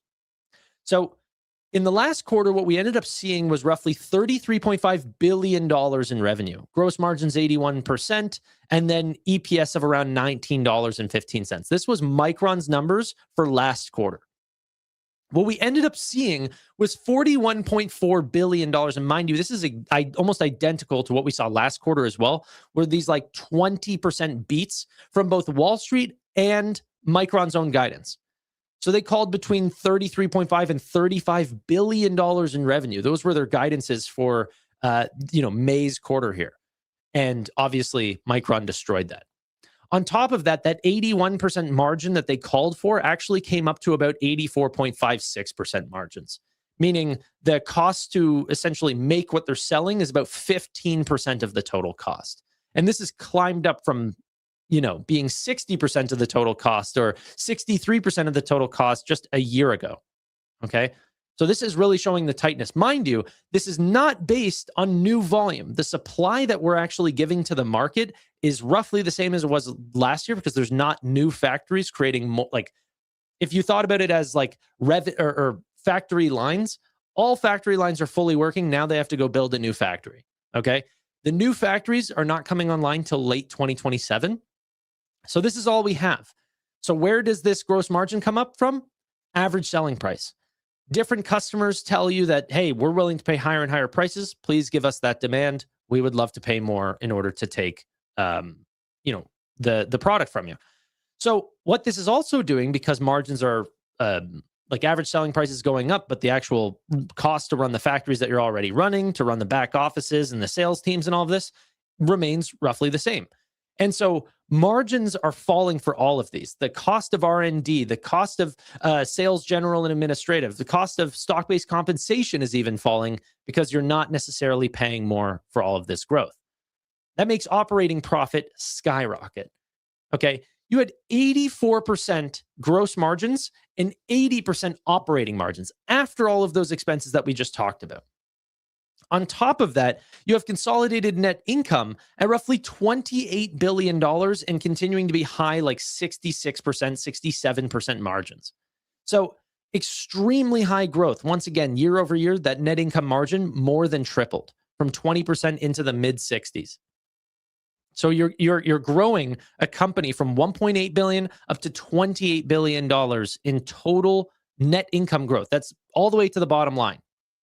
So that original guidance that we saw from last quarter of being $19.15 actually turned out to be, on a diluted basis, $24.67, which beat both Wall Street estimates and their own guidance by between 22 to 28%.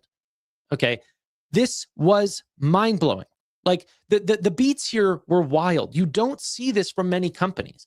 If you were to look to a traditional business, you can essentially point to, Microsoft or something like this, or an Nvidia even, as of most recently. They might be beating revenue by 3 to 4%, beating EPS by anywhere from 5 to 8%. EPS can be a little bit harder to judge because there's tax implications and all of these things that, you can have some accounting shenanigans with. To beat revenue by 18%, to beat EPS by, mid-20s percentages is unbelievable. It's unheard of. This is only marked for some of the best companies in the world. So, whenever we also look at their cash pile as well, during this time of taking advantage of higher average selling prices, Micron has brought up their overall total cash pile from 10 billion last year to 26 billion. They also paid off their debt. Debt went from 15 billion down to 5 billion. So $10 billion went to pay off debt. Another, $16 billion just adding on to their cash. So whenever you look at this, what are they going to do with, their operating cash flow and all of this stuff? Capital expenditures to build out those new facilities. We even have ones coming in New York City, many in America, many all over the world, to try to get more access to the NAND, DRAM, HBM that we love. But yet, even though we're spending a lot on CapEx, free cash flow has still climbed up to over $17 billion. Last quarter, it was less than 1/10 of that.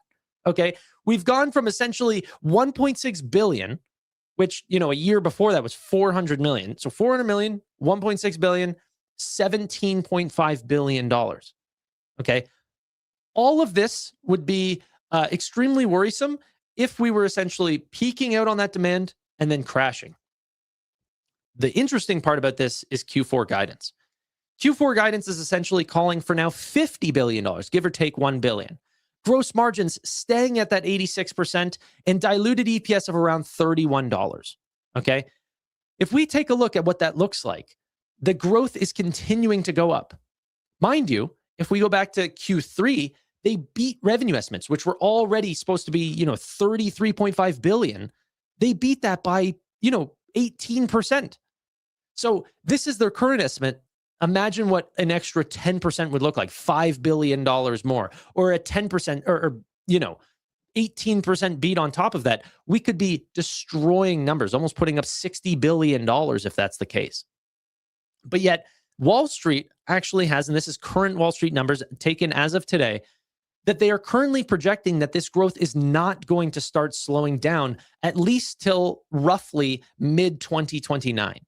So all the way through 2027 and into 2028, these numbers are going to continue to climb. And then we're talking about potentially starting to dip down years after.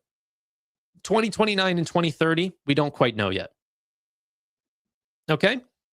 So that's the revenue projections right now that Wall Street sees for Micron. They are also saying that they're on track to get new production for DRAM and NAND in sort of the second half of calendar 2027.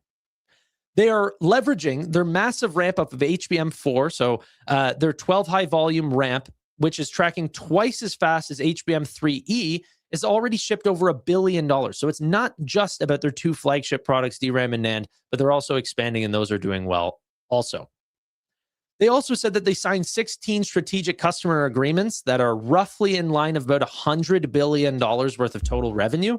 And they've signed a lot more since then with a lot of auto manufacturers. I think there was 4 other auto manufacturers that have signed up for memory because, you know, the new computers of today are essentially computers. So a lot of memory needed. But all of this goes to the actual valuation, this spike up in growth, which actually brings us to a forward PE today of roughly 6.4 times. 6.4 times this massive spike down was earnings and a revaluation of what their future growth would look like. And now we're just climbing back up because the stock price is obviously readjusted from, you know, $400 up to, you know, today's value of like $700 or $970. But as we continue to, you know, bring up this total amount of price, and revenue is skyrocketing, that forward PE is almost staying flat because the amount of EPS growth that we've seen is making Micron's stock price look cheap, even though the stock price is climbing extremely quickly. That's the weirdest part about this, is usually whenever stocks go up 150% in a 6-month time frame, right, which is essentially what we're looking at here, the stock gets more expensive. We're not really seeing that. Isn't that so interesting? So UBS just came out and said that they could repurchase, based on the amount of cash that they're generating, roughly 40% of their shares by the end of 2028. So while people are potentially valuing, you know, when does this build out start to slow down, which we don't fully know. We're taking guesses at, but that requires a knowledge of, you know, where the agents are going to be and how much we're going to pay for them into the future. And that's hard to judge years out. But while that happens, they're making real cash flow. UBS expects Micron to generate over $40 billion in free cash flow through 2028. And once its buyback restriction expires on December 9th, that the company could potentially use that cash to repurchase more than 40% of its shares at its current price. So if they think it's too cheap and they have this cash pile that's now at like $26 billion and quickly adding over time, they could potentially put that to work. And I don't think people are really anticipating how big those buybacks could be, right? So currently, we're looking at a Micron share price from 29 analysts, for which one of them has a hold, none of them are calling for a sell, of roughly $1,568 per share, roughly at 81% upside. Like I said, I screenshotted this yesterday, so now I think if I were to do the math, it's roughly about 60% upside because we're up 12%. But this is what it would look like from yesterday, whenever I said I was building this. I'm really, although I've trimmed my initial cost base out of Micron, and now I'm just playing with, you know, the market's money, and we initially built that position around $370. Like I said, the earnings have continuously beat our expectations, and so now that sub $1,000 price is starting to look interesting, especially if these sort of reports like Kimi K3 being fully utilized and they're stopping subscriptions. All of these new models also require a ton of memory. Regardless of the type of model and whether or not you can benchmark their intelligence, there's one thing that's going to remain true, is that memory is still needed for the agentic work, right? Same as CPU. Well, while GPUs definitely are doing most of the heavy lifting in artificial intelligence, now because of the tool use with artificial intelligence, you're needing CPUs for all the basic agentic needs, right? So it scales alongside it. Memory is going to be the exact same thing. Whether you're using Anthropic or Kimi K3 or any of these things, you're going to need a ton of memory because it's going to scale with the types of work that you're actually doing with those AI agents. So I'm bullish Micron. I think as we end up continuing to sell off and people end up questioning this stock, I may end up dipping in and buying potentially more. Maybe not at 970, but in sort of the closer to 800 range, I think I can get a little bit greedy and try to find those purchases.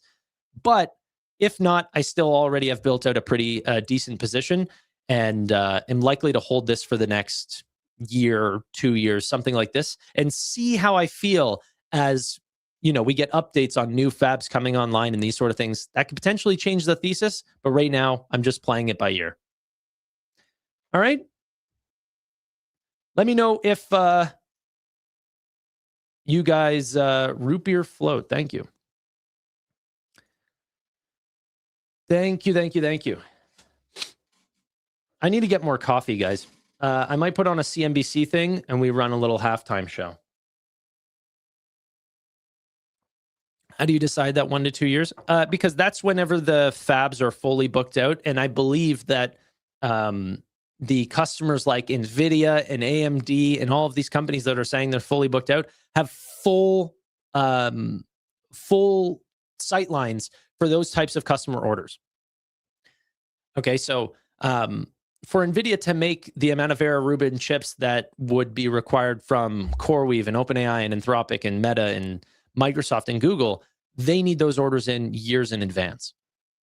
So they have really, really good sightline 24 months out and probably even much longer, but 24 months out, definitely. My brother just recorded clips while doing live streams. Yeah, that was a video in itself, brother. Yeah, I had that segment planned yesterday. Up to 5 cups a day is healthy. I read this as well. 5 cups a day. I don't do that. I drink 1 to 2. But I did read that 5 cups a day could be good for heart health. Risks of heart disease was just a report that came out yesterday. They're talking about it. It's not guaranteed, but they're saying that they're seeing signs of this. I did not talk about CoreWeave. There's not much to talk about CoreWeave unless there's a story that I didn't know of.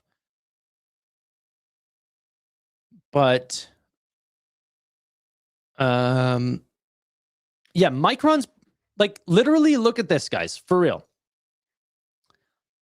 Micron's PEG ratio is 0.04. 0.04 right now. I get that this is not going to be forever. I understand, but there should be some price to pay for the growth that we're still expected to see. And that's on Wall Street estimates, not on the likelihood that they continue to beat earnings by 5, 10, 15, 20%. You know, I talked about this with Chris yesterday. This is so important. He said, hey, well, if a company beats by earnings by 5, 10%, like, what does that, like, that's not a big deal. You're still roughly in the same, you know, spot as where you were before.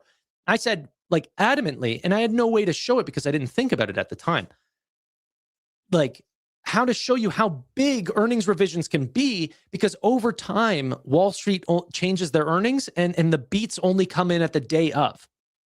So let me show you what this actually looks like, because Seeking Alpha, I forgot, has an amazing way to show this.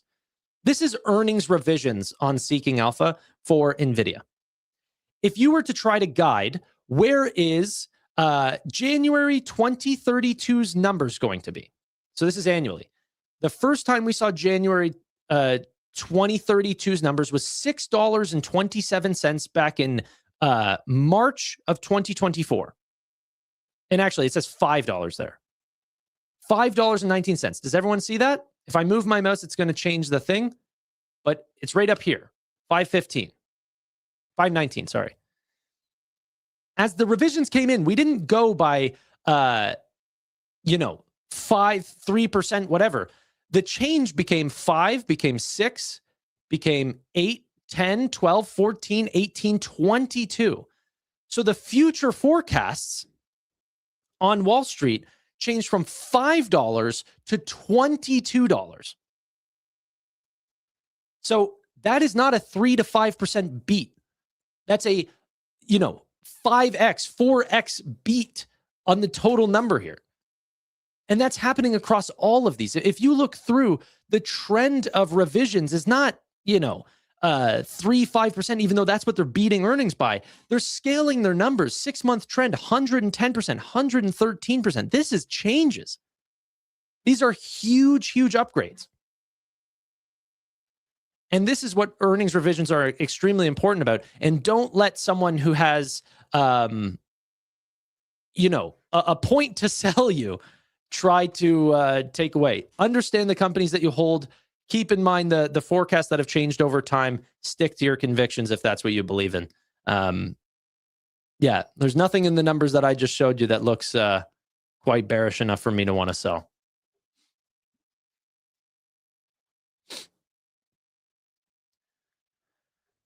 Okay, what's happening with IRN?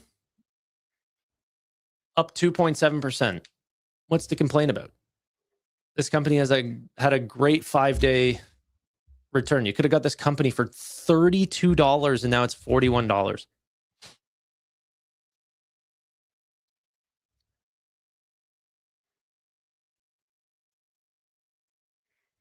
Oh, it's just having a bad intraday. I see. It's all right, guys. It's all right. Literally yesterday we were $34. It went to 40. Okay. I need to get a coffee here. Let me go ahead and put on ooh, I want to watch that though. Vivek Arya was just on. He just had a lot to say about Micron, so I want to watch that. I don't want to put that on for just you guys, or else I'm going to have to rewatch it whenever I get back.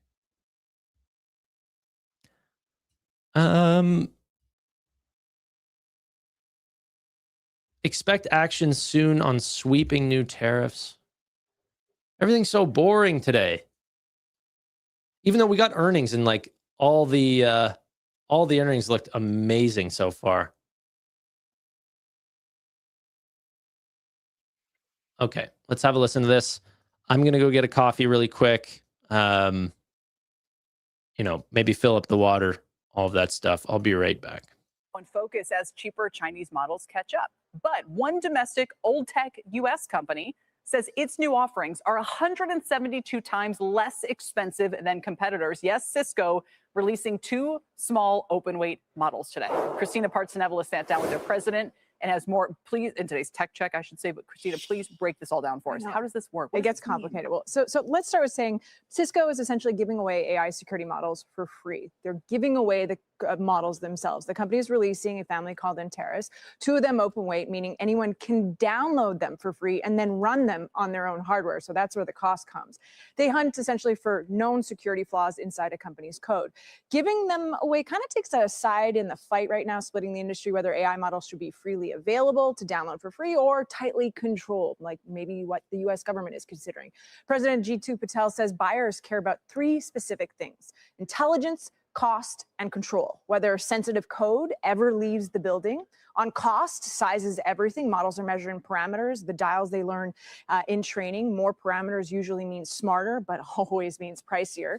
Cisco's models are roughly 350 million and 1 billion parameters. The biggest frontier models that we often talk about, they run into the trillion, so vastly smaller for Cisco. Cisco says one run, to your point, Kelly, takes 15 minutes on one GPU and costs under $1, cheaper than leading frontier models. However, we have to say that this is Cisco's own benchmark that they're using, so you have to take that with a grain of salt. Listen to what Jeetu Patel had to say. Think about, using a frontier class model for every single attack is like saying, I'm going to take a private jet to go out to a corner store. I mean, you can do it, but it's not really necessarily a thing that you might want to do all the time. And speaking of others, Google also released its own cybersecurity model today, built to find vulnerabilities and patch them, but only for governments and trusted partners at first. And I want to point out, free does not mean cheap right away. You've been talking about that with your previous guest earlier in the show. AI companies bill by the token, roughly a piece of every word, every time a model answers. Patel expects those prices to fall, which is great, and says that's not necessarily bearish. Token costs will need to keep going down. But that doesn't mean that the total spending goes down. The spending will go up as the token costs go down. Why Cisco charges nothing for the models, essentially, what he's saying. But Patel says the money is in the software around them. Of course, all the extra products that they can add, deciding which jobs go to a cheap model and which are paying up for. So the future is a lot of models. All right, let's go and actually listen to that Vivek Arya video that I actually wanted to see. Vivek, if you're watching this, Now Vivek Arya is please know that I want you on the show badly. All right, let's continue. your semi-analyst at BofA Securities. It's great to have you here, Vivek. This trade is showing it still has plenty of juice, plenty of life left in it. And why do you think that this area has been too quickly taken out to the woodshed? Sure. Hi, Kelly. I think tech has always been deflationary, right? Whether we look at the PC era, whether we look at internet, whether we look at smartphones, whether we look at cloud computing. So technology has always been deflationary. That's because there are a number of global forces that come together to drive the most efficient infrastructure. And I think what we are seeing right now is there was a lot of focus on the frontier model developers in the US, and now you see the Chinese model developers come to the front. And I think that competition can only be a very good thing for the enabling infrastructure layer. So I think the fundamentals are very strong. The demand environment is very strong. Supply is very well stabilized. But we just came from a quarter where the semiconductor index ran up over 80%. So I think a little bit of a breather was probably to be expected. Okay, but you say the bigger concern a lot of people have, which is here come cheaper competitors, whether they're from China or the one we'll talk about later in the show. Here come cheaper CXMT and these other component makers, which may be, lower cost producers. And we've all seen this playbook before. When the lower cost producer comes into the market, it tends to set the price and displace the other. So why shouldn't holders of Micron and Western Digital and SanDisk and all of these names be a little bit worried about that? Sure. So let's separate the places where the competition is happening. The large language model layer, that's where you're seeing the competition between OpenAI, Anthropic, right? All the new Chinese open source models. And by the way, there are a number of open source, open weight models that are available in the US also, including one from Nvidia. That place is certainly getting very competitive, but we think it actually democratizes the availability of that large language model and the layer. But where you have real entry barriers, where you have the larger competitive moats, is in the semiconductor layer, right? You mentioned CXMT. CXMT does not produce any high bandwidth memory or any of the advanced NAND memory that is required for the AI layer. So I think the CXMT competition that is going to come, that is also only going to help alleviate the shortages that are in the low-end consumer part of the market, right? They will go after the PC market, they will go after the phone market that are not being served right now because all the capacity is moving to AI. So right. we don't think that competition means much. They might start there, but why wouldn't they work up the food chain? In other words, once you have a toehold in this area, I'm not saying this is easy, but obviously there's a pattern here. You establish a toehold in the market, and then you ultimately climb up, whether it's them or one of these other competitors going after the most lucrative area. Sure. Look, anything can be done. It's a matter of time and cost. Building a new fab, once you have the technology, takes between 2 to 3 years and costs $10 to $15 billion. So even if they have the technology today, by the time they put it into practice and implementation, is 3 years from now. Right? So anything can be done. And by the way, it's not that the existing suppliers, right, Micron, Samsung, and others, they're not just sitting still. Every year they come out with new technology, and that new technology is implemented and co-designed with computing, with networking. So these things are not happening in isolation where somebody comes out with a cool chip and then suddenly, right, competitors swoop in. No, you have a very strong sense of integrated co-design activity that is going on at all the times with between the memory companies, the networking companies, and the Nvidias, AMDs, and Broadcoms of the world, and putting that entire ecosystem together. I think it's going to be very hard for China. It doesn't mean they can't innovate in specific subsets of that market. They absolutely can. But I think to put it all together, along with all the software and developer ecosystem, I think that's a very, very long time from now. I'm going to finish this Cliff Bar. I'm really enjoying it. Okay. All right. Someone called me fat earlier, so I'm going to see what I can do about that after this. Need to go for a run. Haven't done one in a while. The fires just smoked me out. I didn't want to run in that. Terrence chewing his food really well. It's a Cliff Bar, dude. It's still all in my teeth. Cliff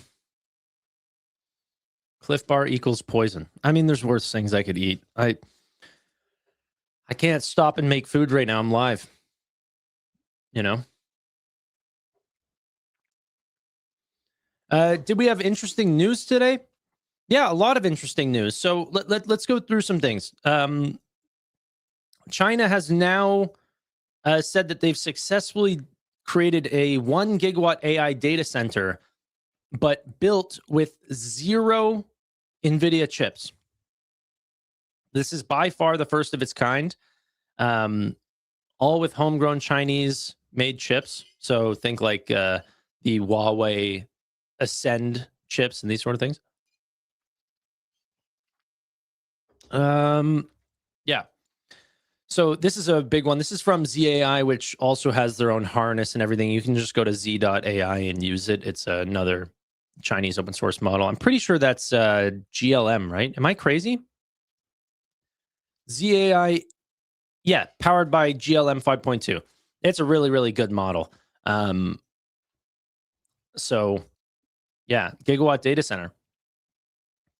SpaceX also confirmed that they are going to be doing their earnings report at on Thursday, August 4th. That's another one. This is really funny. I think this is fake. I'm not sure. Trade Whisperer, who reported this, didn't give any... I don't know. Maybe other people are doing it and trying to find the same thing. But whenever you ask Kimmy K3 what its name is, it says, "I'm Claude, an AI assistant made by Anthropic. What can I help you with today?" Fully just proving that these models are completely distilled and training off of Anthropic. And, you know, asking it what its name is would give you a clear indication that, you know, if you stole all of the training from Anthropic, that it would think it's Anthropic. It would think it's I'm Opus 4.8.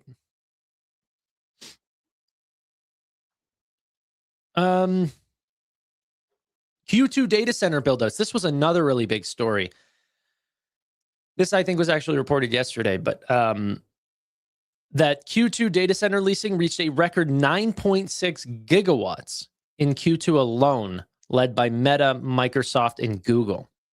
Very surprised that Amazon is not on there. Like, super duper surprised. Its channel checks also indicated a record 12.5 gigawatts leasing pipeline as OpenAI raised its 2030 forecast roadmap to 30 gigawatts, which we've already known about. They said that they have a line of sight for 8 gigawatts. Their old roadmap was 10 gigawatts by 2030, and they've tripled it.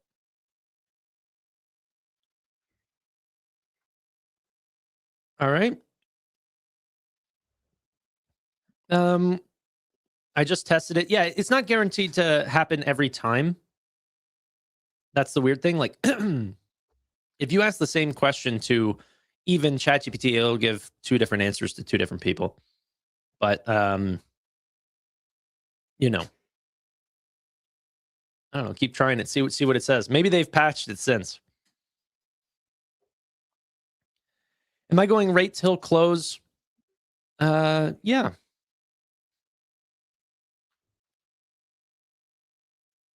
think so. Or 345, depending on what you guys would prefer. Okay. The rumored AMD MI500X are now being looked at right now. Very interesting. AMD, how are they handling that right now? Is it still going up? Up 7.7%. So volatile. Crazy.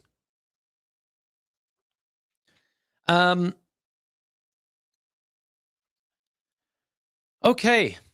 Here's the crazy thing too. SpaceX. SpaceX. Where are we sitting at now with SpaceX? Yeah, up 6%. I was gonna say this is actually starting not looking cheap, but SpaceX does have a crazy total addressable market, an insane a potential upside. They just added, roughly $30 billion of annualized revenue. Their ability to capitalize and make a lot of money is huge. Okay. So that's very real. But one of the things that I disagree with is Peter Schiff's, who has been known as a perma bear. I would place him as being extremely skeptic and loves gold. Said more air is coming out of the AI bubble as Moonshot AI's Kimi K3 intensifies low-cost Chinese competition. SpaceX is now trading below 121, almost 11% below its IPO price and more than 46 below its high. AI isn't a bubble, but AI stocks are. The bubble has likely already popped. He tweeted that yesterday. SpaceX is now up 6%. Almost every single AI stock, which I would, more refer to AI infrastructure, is up dramatically. Air Test Systems, AI stock. Nebius up 16% AI stock. Cerebras up 15.4% AI stock. Cipher Digital, Teradyne, SK Hynix, Western Digital, Micron, SanDisk, Seagate, Coherent, Lumentum, Intel, all up 11, 12, 8% within that range, all up. It's like whenever these bears come out on both sides, like whenever the bulls start posting screenshots, and whenever the Jeremy Granthams and the Peter Schiffs of the world start saying, guys, called it. Those are the marks of a turnaround. What's the cost of building 1 gigawatt? It's very different depending on the land, the power, the chips that you're using. I don't know what a Chinese gigawatt looks like versus an Nvidia gigawatt, but an Nvidia gigawatt's roughly about 50 to 60 billion. A new Vera Rubin gigawatt is roughly 80 to 100 billion.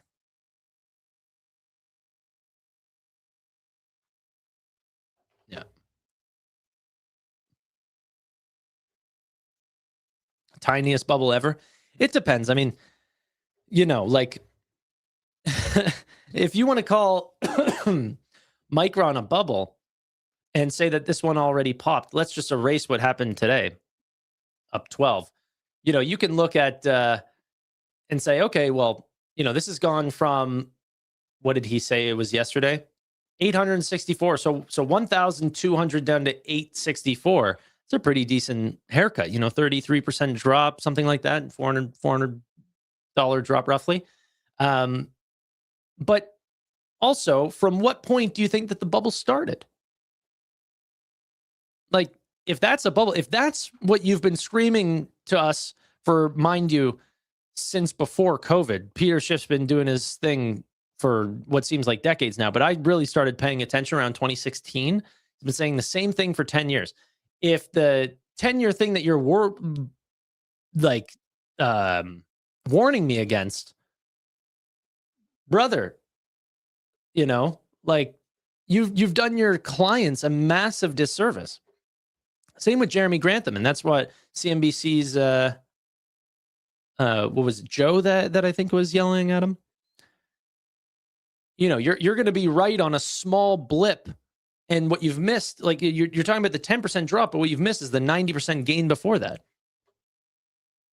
Of course, AI stocks, like anyone who's been investing in AI stocks is doing amazingly right now in their portfolio, and, trolls in chat try to say, oh, well, you're not green today. You're not green this week. You're not green year to date. And it's like, this has been going on for years and years. You think Nvidia has been stagnant? We're in the 200 plus. What happened to talking to me about this company whenever it was at 80? What happened to talking to me about whenever this company was, at freaking, what was it, $20 or whatever back whenever I posted that video in 2022? I posted a video on Nvidia whenever the stock was $20.12 or something like that, or $21.20. Because I remember the 10X was $212. If you want the bubble to pop, you better like Like, what are you protecting me against? You know, of course I want it to be 250 right now. Of course I want it to be 280. But we talked about Micron at 370. Going from 1200 to 970 is no problem. I still have a 3x worth of buffer.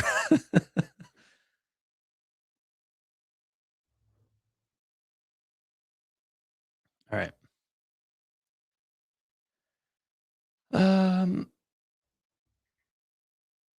Link it. Well, it's pretty easy to find. It's my most popular video on YouTube.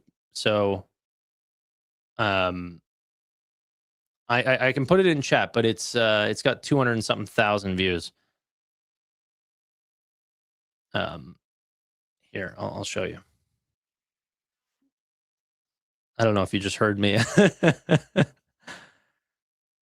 But here, where can I find the market cap here? Anyway, I'll just show you a little bit of this. But anyone can find it. So this was back in 2022. I look like an absolute baby. But the starting price was $212. This was before a 10-to-1 stock split. Okay. So where was it? The calculation was to invest 900 grand into this company. Yeah, see, Nvidia's market cap is set at the time of recording this video is 530 billion. We were recently just at a 5.3 trillion. We're slightly below that right now, but after next quarter, it'll be quite different. Can I unpause myself on that screenshot? So, and by the way, this was a video on investing for this company by 2030. So I was trying to hold this company for 8 years or whatever like this. And mind you, I've been a shareholder for a long time, even before this. But yeah, my goal was to see what was the price going to be of this company by 2030. And the only one that has even remained out of my 4 projections here was the pure hope category. But now I actually think that this was not bullish enough. That 32% CAGR is going to be blown away. We'll see. Yeah, the weight gain was to my benefit. Yeah, I know.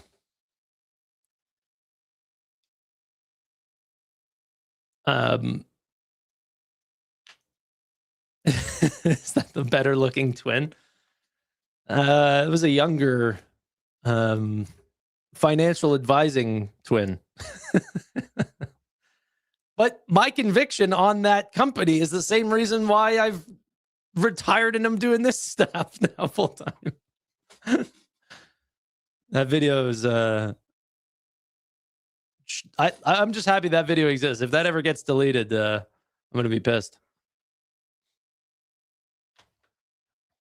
Tanner, we knew Nvidia. Yeah, you know what's funny is the video at the time whenever I made that, it was 212, and then Nvidia went down to like $160 or something. So essentially down to like $16. And the amount of comments that I got, and you can go back in that video and take a look at it. It says stuff like, you know, this video aged like milk, or, you know, terrible investor and all this stuff. And it's like, this is how I feel about the same companies that I'm holding today. And like, you guys think that you're onto like a new trend or something like this. Like, I've been doing this so long now, since 2015 to now. I know there's many investors in here that are way more seasoned than me. Much larger portfolios. Completely agree. But also likely not the same people who are trolling every decision that I make. So to the trolls, you know, it's okay to have skepticism or be down on names for months. That's perfectly fine. As long as you get the long-term trend correct. And by the way, we're only halfway into that video. It's 2026. My goal was for 2030. I think that that'll be quite exciting to know where the company is actually going to be. And my hope now is, you know, 10 trillion, not 6.5 trillion, but nearly 10 trillion by 2030.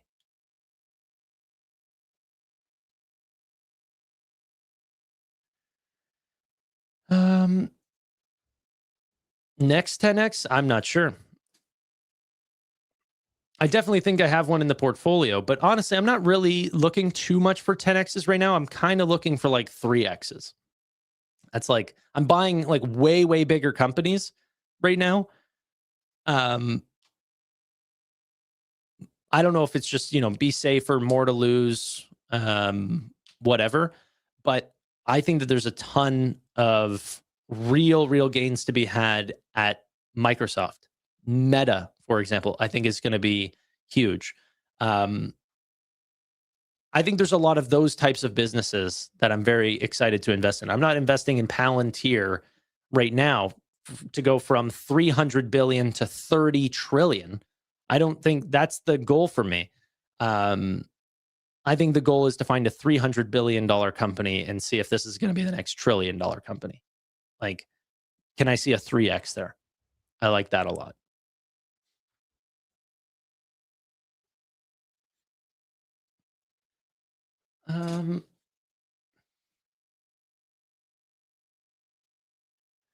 No, I agree with you. I'm not necessarily looking for a 3x in Nvidia, but I am looking for a 2x.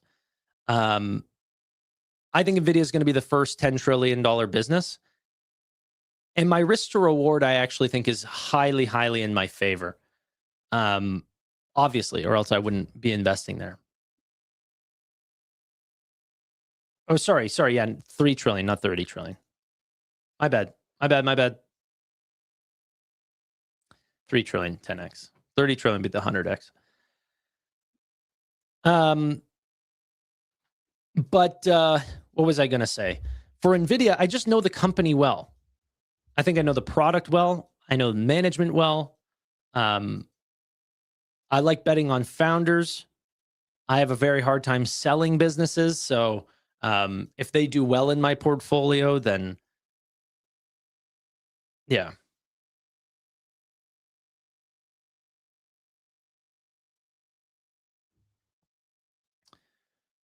Lumentum's an easy 3x. Well, I have a little bit of Lumentum. It's a little bit. I would like to build it out, but the optics plays have sort of turned around a little bit already. So I got sub $700 prices, but on top of that, I just don't have a lot of cash right now. I'm out. I'm dry. And then there's CoreWeave, which is another one, or NBIS. These sort of businesses, I think, are also pretty high on the possibility of getting like 3x's, 5x's. They could also go to 0. I'm calling no guarantees. I'm just seeing it the way that I see it, but I'm not investing in CoreWeave, NBIS, or any of these businesses for 15, 20% annualized returns. I think the market is mispricing them and that there will be a big change like we've seen in the past, right? Like NBIS has gone from, $20 to whatever it's at today, 200 in pretty quick succession. That was back in April of 2025. In 5 quarters, you found a 10x there. But Chris said Nvidia is going down 80%. He did say that, but that's going to make for interesting content. We will see. And people change their mind. People do change their mind. Chris changes his mind all the time. And it's honestly, like, I think strengths in some of the investors that I follow the most is their ability to change course. You know who else was super anti-Nvidia? Steve. Now Steve is one of the best cheerleaders for Nvidia, Stephen Fiorillo. And so, yeah, I'm just a big proponent in not only believing in Nvidia, but that Chris is going to change his mind on the $1 trillion market cap that he called. Okay. You have to be able to change your mind as the market changes. Yeah, and I don't think that means, some people say, hey, like, Tanner, why Why do you only make bullish content? Well, one, I only talk about the things that I am bullish on. I don't like making negative videos on people's stocks. So, you know, whenever I was done being bullish on PayPal, I stopped talking about PayPal. When I was done being bullish on BM&R, I was done talking about those companies. And people go like, "Oh, dude, you're just not you're gonna avoid us?" And I'm like, "No, I've changed my mind on these companies. Like, until crypto comes back, BM&R has no right to be there. There's no alpha there. It's under 1 times MNAV. PayPal, I changed my mind on. Block, I changed my mind on. And then on the other side of things, Robinhood, I was not interested in at, you know, whenever it was super sold off. And then I changed my mind, didn't get the bottom, but I got a decent price, $16. And then, you know, I obviously my average is much higher there, but was able to buy on the August yen carry trade low and all of this stuff. But that was after Amit told me to buy it at 7 and 8 and 9 and all of these prices. I ignored him. I said, no, this business is going nowhere, and changed my mind completely.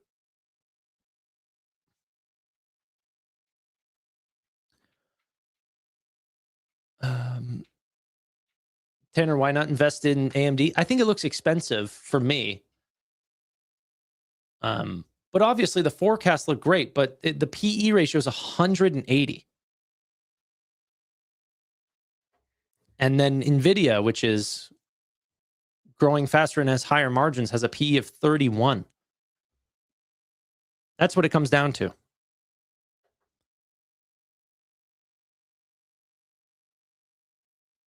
Are you in Grab? I'm not in Grab. And that's the one that I didn't like, because I didn't understand it. Like, I don't have to play every name. Like, I think AMD is going to do well. But I also hope that Nvidia also does well. And I'll just buy what I know.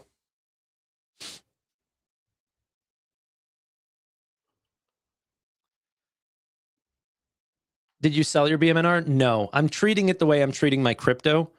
So I have positions in Ethereum and Bitcoin and Solana as well. I'm just holding through the bear market. I think we have months left, not years left. Probably 3-4 months of crap to take, but I still do believe in Ethereum.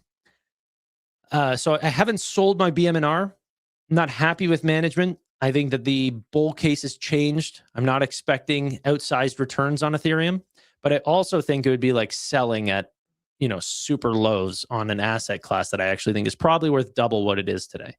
Like, I think Ethereum is probably at minimum worth $4,000, not $2,000, let alone even less. I'm not selling just because I do think that, you know, there's probably some, but should I sell it and rotate into Ethereum just in general? Maybe. And honestly, that's what I probably should do.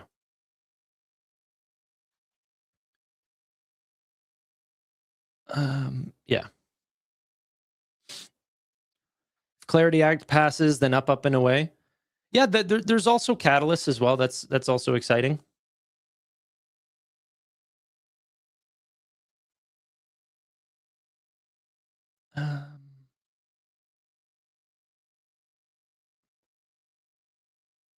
Do you maintain a cash position?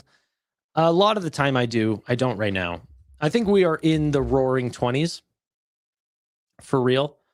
I could be wrong, but I'm putting my conviction on something that I believe in. I think we are, like, all this build out, none of this is even for the most part, self-driving or physical robotics. And I think all of that is going to come over the next few years. I think 5 years from now and 10 years and 15 years from now are going to look significantly more different. And I think if you were to ask that question back in 2019 or something like this, you would think, you know, the future is going to change. But, you know, I think that you would be a little less aggressive on how much things are going to change technologically. And now we've sort of found this new, it's almost like discovering fire. Like, I think the amount of advancements that are going to come out over the next little bit are going to, like, progressively get quicker and quicker and quicker. I don't know if you guys have seen or following some of the new math problems that are being proven wrong, or the theses that are being proven wrong, that have held solid for 90 plus years, these sort of things, or 87 years for this recent Jacobin conjecture that just ended up being proven false. But I think that that's going to happen for sciences, for biology, for all of these things. Like who knows?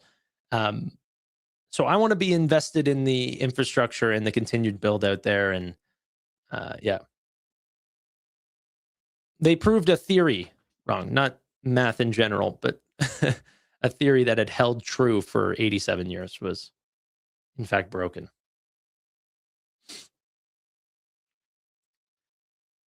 I can show it to you, actually. I was looking at it yesterday. I don't know what any of this means. I'm not smart enough, but, maybe we can ask Vlad Tenev one day. Okay. Oh, yeah, it was Fable 5 that ended up solving it.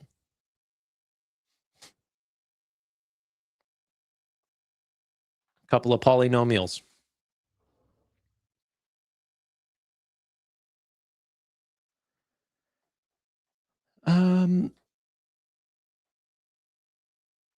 One-hour streams were great. What are these 4-hour ones? You can come for an hour. You can come for an hour and then leave. I'm not holding you here. If you want to come back later, I'll still be live.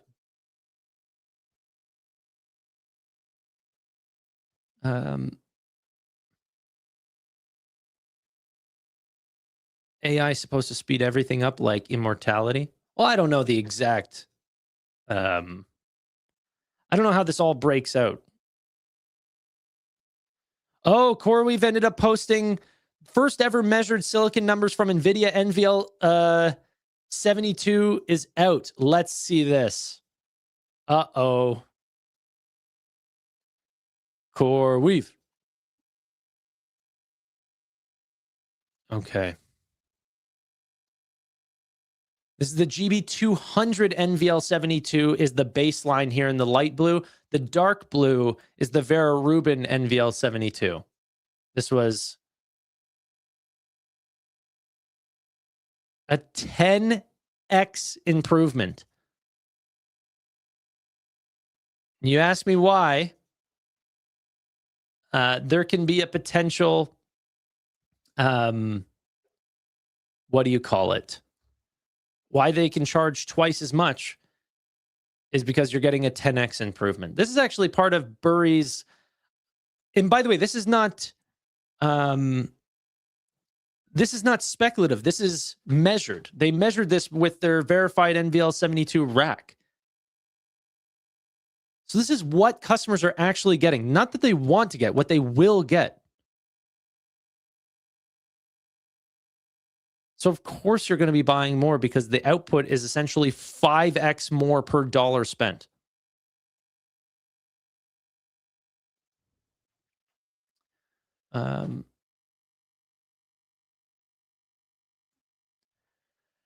Okay.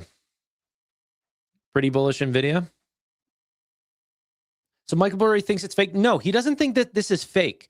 What he thinks is that this spend is going to cause people to be very choosy about waiting to buy chips to get this 10x improvement.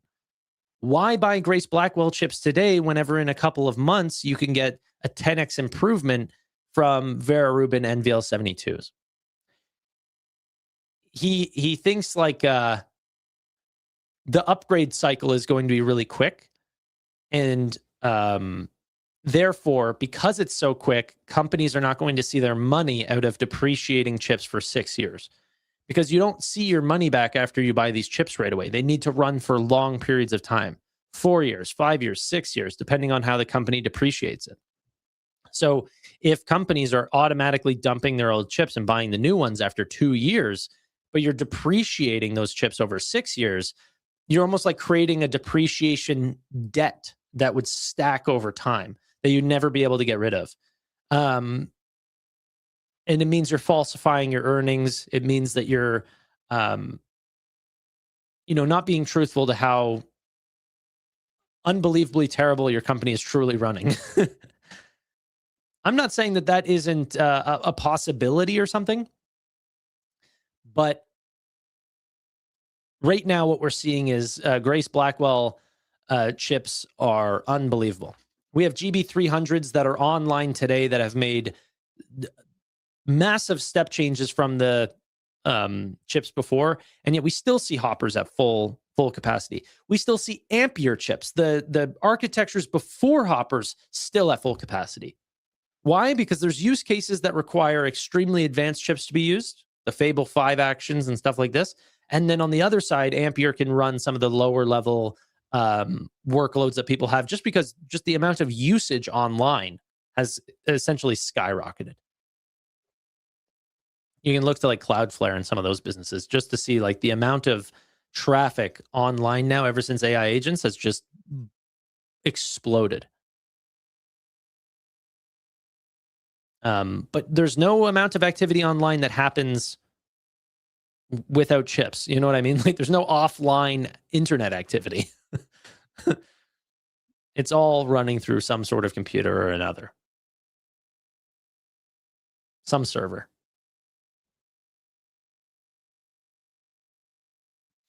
Honest question, why do we, retail investors, think that we're doing more research than Michael Burry? I don't think that many people think that we're doing more research than Michael Burry. I think that people go in with biases. So Michael Burry looks for bubbles. He's trying to find bubbles. He's done this many times, right? And I think that, do I think that I'm doing more research than Jeremy Grantham? No, he's got $80 billion of assets under management. I promise you, I've cleared this dude. If you've invested in the S&P 500, you've cleared this investor. Like, it just completely dominated him in performance. It's not about whether or not you do more research. It depends on your ideologies and your methodology and how are you coming into this research with biases? There are two, like, why do us retail investors think that we're doing more research than Michael Burry? Okay, but why do you think Michael Burry's doing more research than Brad Gerstner, Chamath Palihapitiya, Warren Buffett, and all the other, like, there are investors of massive scale who see opposite sides of one trade. It's not a matter of an amount of research. Okay, you can find Larry Fink and Jeremy Grantham disagree on a subject. They both run, well, I mean, one runs trillions, the other one runs tens of billions, but I mean, they're both massive asset managers. Even the richest people in the world can get trades wrong. Carl Icahn just lost like a buttload of money on a trade. And I promise you, he's got a lot of people working on it. He messed up.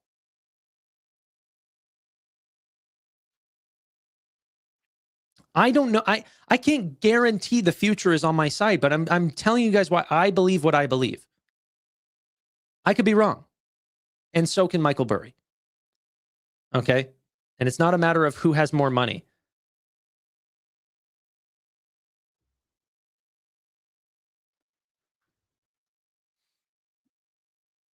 What unit of measurement is a buttload? I don't know. Ask Amit. Boom. Got him again. Love him. Hope he's doing well. He's streaming in 45 minutes. I'll give him a shout out. He also streams. Just helping a small creator. I actually just got a Micron dividend. Isn't that fun? Okay.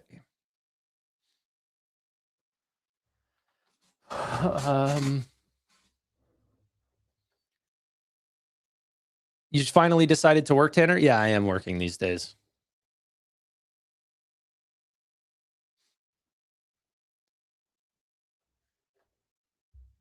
Okay. Gemini 3.6 Flash scores 50 on the artificial intelligence index, matching Gemini 3.5 Flash.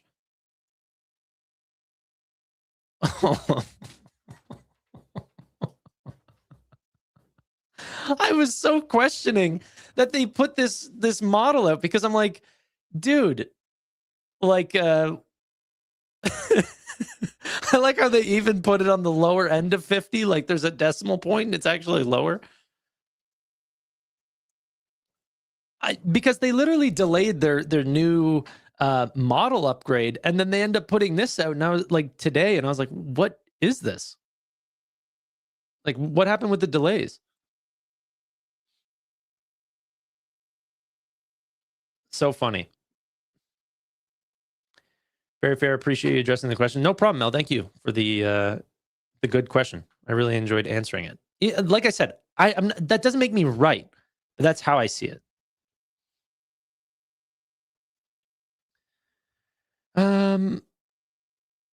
The highest next market cap will occur in the next Jubilee, and it'll be in the next 30 to 55 trillion, but I bet you it'll not be any of the Mag 7. All right. Well, I appreciate the speculation, but yeah.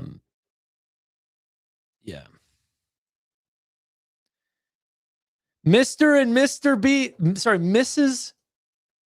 Mrs. Beast. Jimmy Donaldson, the creator of Mr. Beast, ended up getting married, it looks. And what did Crossroads here say?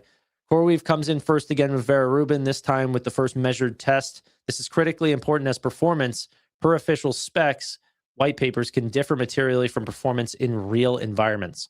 This efficiency improvement speaks for itself. 1,000%. This is also why I like CoreWeave so much, is they are first to market. You charge more for this. This is exactly what's happened in the two different architecture changes. They were the first to have Blackwells, and they were the first to have Blackwell Ultras as well. And they charge massive premiums for that. It's also why they're at the highest level in the semi-analysis cluster max ranking. It was their access to new chips, speed to set up new clusters, and then the latency, of course. Jose says, boo, CoreWeave. He's joking. He got me into this name, this guy. Talked me into it. Jose, you want to jump on for a bit? Were you supposed to jump on today? Am I doing you dirty right now? I don't know if we set an exact time, but I'll okay. Let's do another interview with the great and powerful Jose Najarro.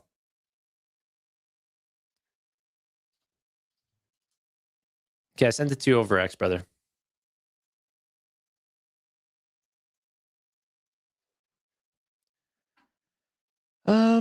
Am I selling calls on my CoreWeave position? Not at this price. No way. No way, Jose. I did that one for you, Jose. I gotta say that more to him. IBKR is going to dump today. I think the opposite, man. I don't even know where the price is, but I think Q2 has been amazing for, like Charles Schwab just ended up showing off great numbers. And IBKR has just been crushing it lately. But ladies and gentlemen, I'd like to welcome my next guest. This is the greatest of all time. The semi-analysis, or sorry, not semi-analysis, the semiconductor analyst is what I meant to say. What the chip happened, the greatest reviewer of Nvidia, AMD, Broadcom, CoreWeave. Stop it. All right, I will stop then. Let's talk stocks instead. All right, this is just some guy. Ladies and gentlemen, welcome, Jose. What's going on, Tanner? How's it going? It feels like it's been forever since I've seen you. Sometimes I'm not cool enough for you, I see. I think I see you enough, okay? How you doing, man? Pretty good. Can't complain. I mean, market's a little bit iffy, but I don't know. Nothing to... Today's a good one, though. Yeah, today's a good one. But I feel like lately, it's been more noise than anything, even though the stock portfolio has definitely taken a hit. Right. Okay, so I first want to talk to you about CoreWeave. Mhm. CoreWeave, $78, getting as low as like, what? Did it break below $71, something like this, a couple days ago? Yeah. How are you feeling about this? Pretty good. I mean, this is during this downturn, two stocks I've been buying, both in the Neocloud space, mainly CoreWeave, and then one that people don't really like too much, I rent. But we are such in, yeah, it just can't, I don't even know where to start. I think we are in such a compute constraint market that this is gonna it seems like it sucks right now, but obviously some of these companies are expanding like crazy. I mean, CoreWeave went from a few hundred megawatts less than a year ago to now sitting at 1 gigawatts of active power. It's crazy, right? A market cap of what, $42 billion, and Jensen has talked about in the past 1 gigawatts is roughly equal to $50 billion or more. So it's like just alone on GPU pricing hours continue to go up. The bears keep blaming things like AI tokens going down to be kind of a bearish case. But Nvidia, I mean, I don't know if people have looked. Nvidia at CES, when they kind of showcased their slide on the Vera Rubin, they actually showed Kimi as the example of kind of yes, the model going down, and like token pricing going down by a factor of 10. So it's like, to me, AI tokens going down is not a bearish case just yet. Maybe at one point it will be, but I don't think we're anywhere near. I think the demand for intelligence is still far greater than any optimization and any stack happening right now. So to me, the Neocloud market and the TS commentary we got from TSMC was amazing in my opinion. TSMC pretty much kind of said that they expect demand for chips to be 2029 to 2030. They increased capex. They didn't want to give AI compounded annual growth rate anymore because it just grew so much. They mentioned it grew from a quarter ago, so they didn't feel comfortable giving one now because most likely next quarter they were going to increase it again. And hearing that from TSMC, I think I was already very diamond hands on the market, but when TSMC says some of that commentary, I think it just solidifies that even more. Yeah. Did you see the newest report from CoreWeave really quick? Them testing and verifying NVIDIA Vera Rubin NVL72s? I saw kind of like just when you were just talking about it, and I saw the press kind of like the headline. That's it. But did you see this video? Okay. This is tokens per second per megawatt. And this was Vera Rubin, or sorry, Grace Blackwell 200. And this was... That is wild. A 10x just Rubin. There. Yeah. And this is not speculated. Crazy. This is tested and verified. Right? This is actual, an NVL72 setup at CoreWeave, and this is what they got on the other side. Yeah, and to me, I mean, you touched it a little bit, Tanner, when you mentioned like the reasons you're bullish in CoreWeave are kind of the similar reasons. Is a GPU from one infrastructure is not the same as a GPU from another infrastructure. 1000%. Just because it's the same product, there's different. And CoreWeave has mentioned, right, that their kind of utilization rate of the actual GPU, not utilization of like rented out, but utilization of like when someone's using a task, how much of the GPU is actually being used is far higher than some of the other platforms out there. And that's very important, especially when you are in a compute constraint space. The market likes, maybe the market doesn't like it or know much about it, but the customers like that. And that's why they're willing to pay kind of a premium. I'm pretty excited about this earnings because now we are officially over 1 gigawatt. What do we get this quarter? And I would love to hear more about kind of like their software push. I know they were talking about licensing some of the software market. And it's interesting that just this past quarter, Nvidia also did that where they're planning on helping Neocloud players build up as well. Yep. And they say they're going to bring like certain expertise. I wouldn't be surprised if Nvidia was one who told CoreWeave, hey, it might be beneficial for you to start licensing or selling some of your software solution, because I can see that I'm going to have a lot of Neocloud players, and I would love to kind of be able to send this over to some other players. If that happens, dude, so what Jose is talking about is there was a report that came out that Nvidia was reaching out to Sharon AI and some of these other data center providers and saying, hey, we can help potentially finance some chips and bring some expertise, but we might end up getting into deals where we share in the cloud revenue. So there was revenue sharing. Now, I thought that you were going with they might do that with CoreWeave, but I was not agreeing with you there. They're too large in scale. Yep, agree. But a joint go-to-market, Nvidia and CoreWeave, and saying, hey, we can help you with the financing, the software, all of the pieces for a potential cloud revenue share, or selling sunk to the software piece of CoreWeave to those other data center providers. That is interesting, and I could absolutely see that happening. Yeah, and I think it's also why Nebius just a few weeks ago, kind of Nebius kind of did something similar where they're now starting to do kind of that light model. So I think this is what's cool about the Neocloud space is some people might not like it because it changes, but this becomes another avenue of revenue potential, especially when some people might just have power, but they might not have the expertise of any software stack, and it makes sense to go with some of the best players out there and just kind of get that licensing deal. Yeah, this one right here. Yep. Nebius introduces business model to scale AI clouds globally through infrastructure partnerships. So Nebius is going to bring their expertise, their software stack, and customers, but you're going to have to, supply the actual capacity and these sort of things. And it essentially allows Nebius to maybe be a little bit of a software layer on top of many of the cloud names, which that might end up, maybe the clouds of the future are more decentralized than we think. Like, instead of there being 3 names, we actually have a lot of names. I'm curious to know if that ends up happening, and maybe the larger hyperscalers didn't move fast enough to actually be there instead, because AWS or Google could have done that very quickly and they would have dominated.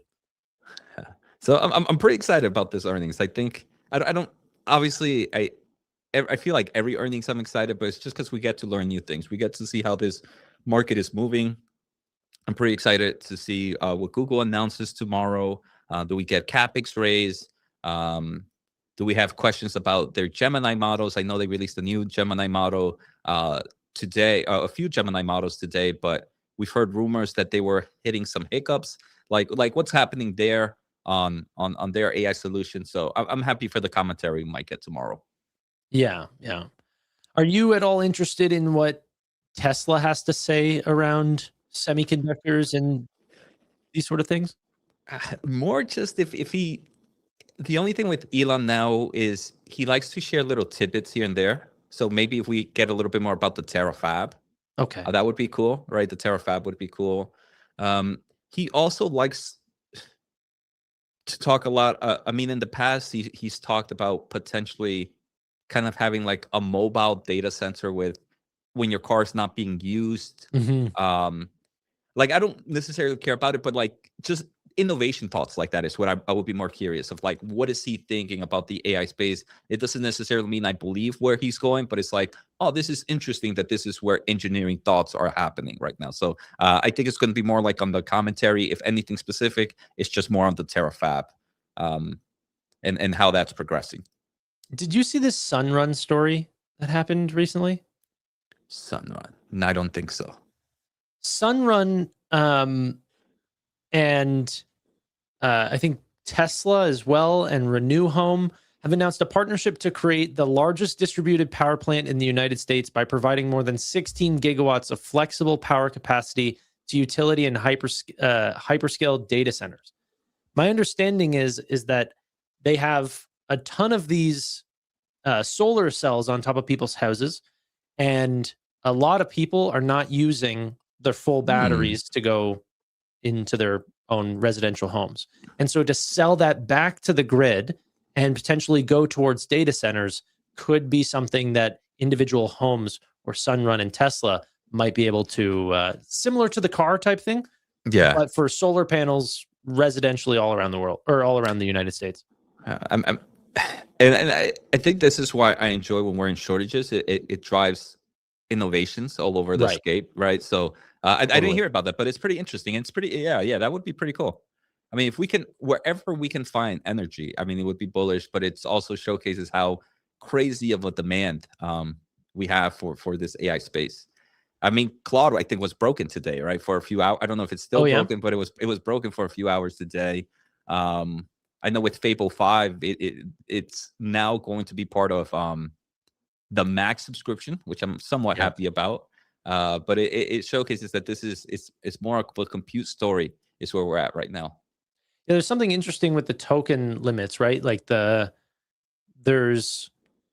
a certain amount of token or like 50% of the tokens go towards Fable. The other rest goes to 4.8 or whatever. Yeah. So I got to see how much I burn through. Yeah. Okay. Let's see here.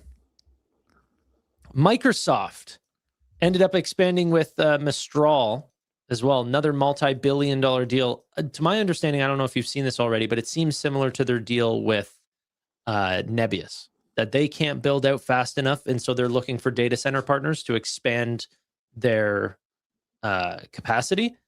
Is Mistral? I thought Mistral for some reason was a AI large language model, but are they a data center play? I think they are both. Oh, they're both. Okay. All right. I think they have European-based GPU capacity as well. Let me check. I'm pretty sure they're in the Cluster Max ranking. And I see a comment here. Sunrun talking about installing GPU servers in residential homes. I think I saw like little news. I didn't know if it was true or not, where people are getting offered if they want to put like a little server in their backyard or something. Yeah, that is crazy. Yeah, Mistral does have is on the Cluster Max ranking. Oh, it is. Well. Okay. Oh, all right. Do they also do large language models? Am I thinking about I'm pretty sure they do. There's a Mistral. I thought they were the European. Yeah. Oh, I didn't know that. That's pretty good. Yeah, but I agree. I think if you see any kind of these deals, it's just more of, even though they're trying to build, it's not enough. It is definitely not enough. Yeah, they have their own frontier AI, or they call it frontier AI, but they have their own. Yeah. I don't know how frontier it would be, but yeah, you can say what you want, right? It was cool to see the partnership with AMD yesterday. I don't know if you saw that one for Microsoft. Microsoft and AMD. Okay, I don't know if I heard this. So Microsoft yesterday, or AMD, announced that they expanded their partnership with Microsoft, and Microsoft is going to be a purchaser of the MI450 Helios rack. And I think, we've known that AMD, and they also mentioned that they are going to be shipping to them as well in the second half of this year. And I think many people were already expecting Microsoft to be a customer. But what I thought was pretty cool with this is when AMD originally talked about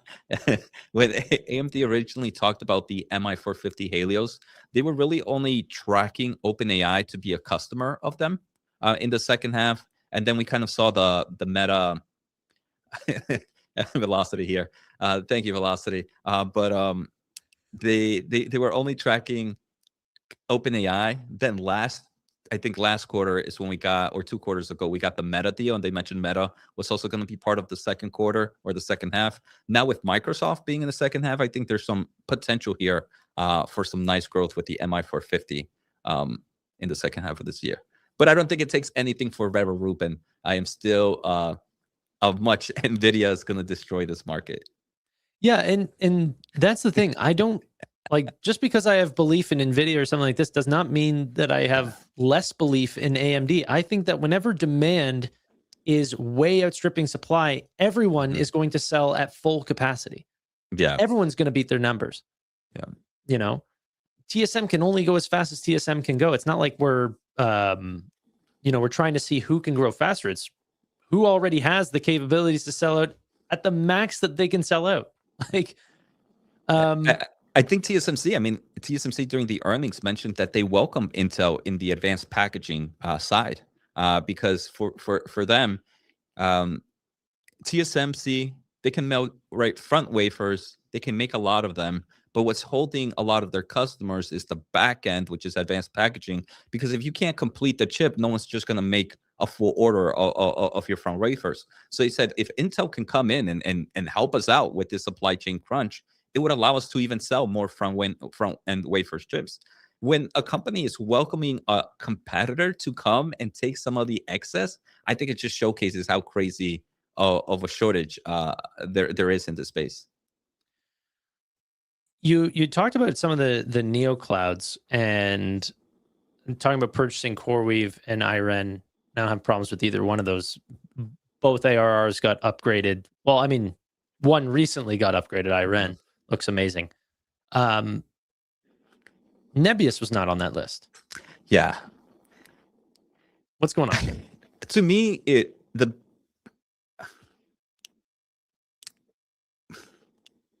IREN is there because I think it has huge potential based on the market cap. It's like $20 billion market cap. Yeah. And I think the opportunity to go there is higher based on the active power, on the contracted power that they have, right? Potentially 5 gigawatts.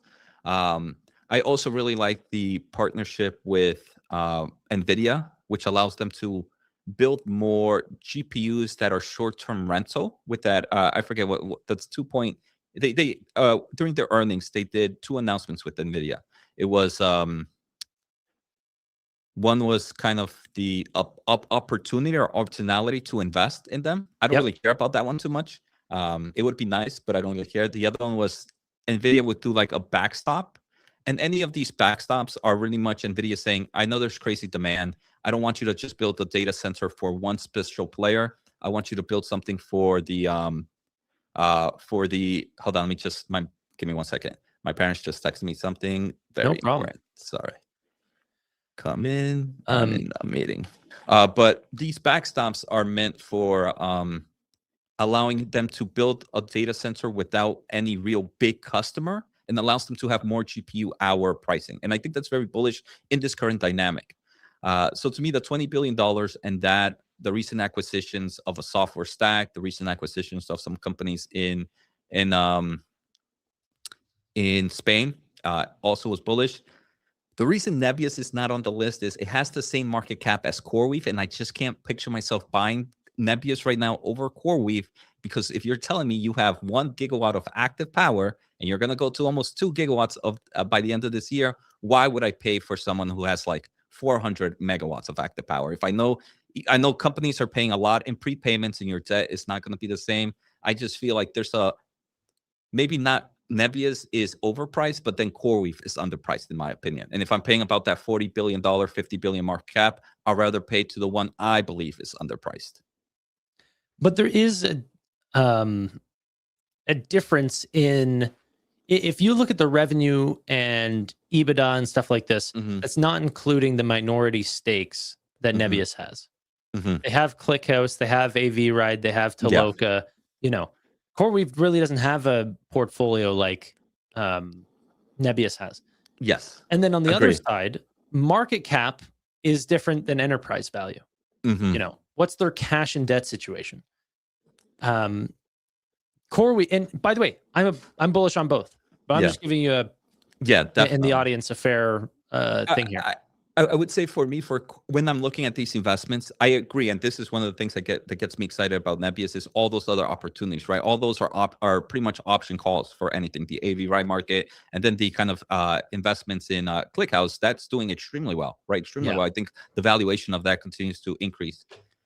I'm only looking at pure Neocloud. Like, to me, that's the only exposure I want, right? That's the only business I want. And when I'm looking at, and I agree, right? The enterprise value is different between them. Obviously, CoreWeave, a lot more debt, and low cash.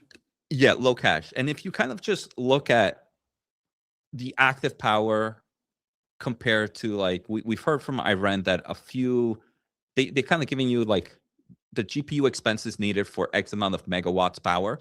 If you kind of do that reverse math, you could actually see that if whatever company needs to build the same type of active power that CoreWeave has, you would kind of get the similar type of debt issued. Now, the great thing is for a lot of these companies, because of the current dynamics, the debt is a lot more on their favor, and the kind of customer prepayment has become a lot higher than it was a year ago or 2 years ago when CoreWeave was really starting. So for CoreWeave, it sucks on the prepayment side and all that because the market just wasn't there when they started.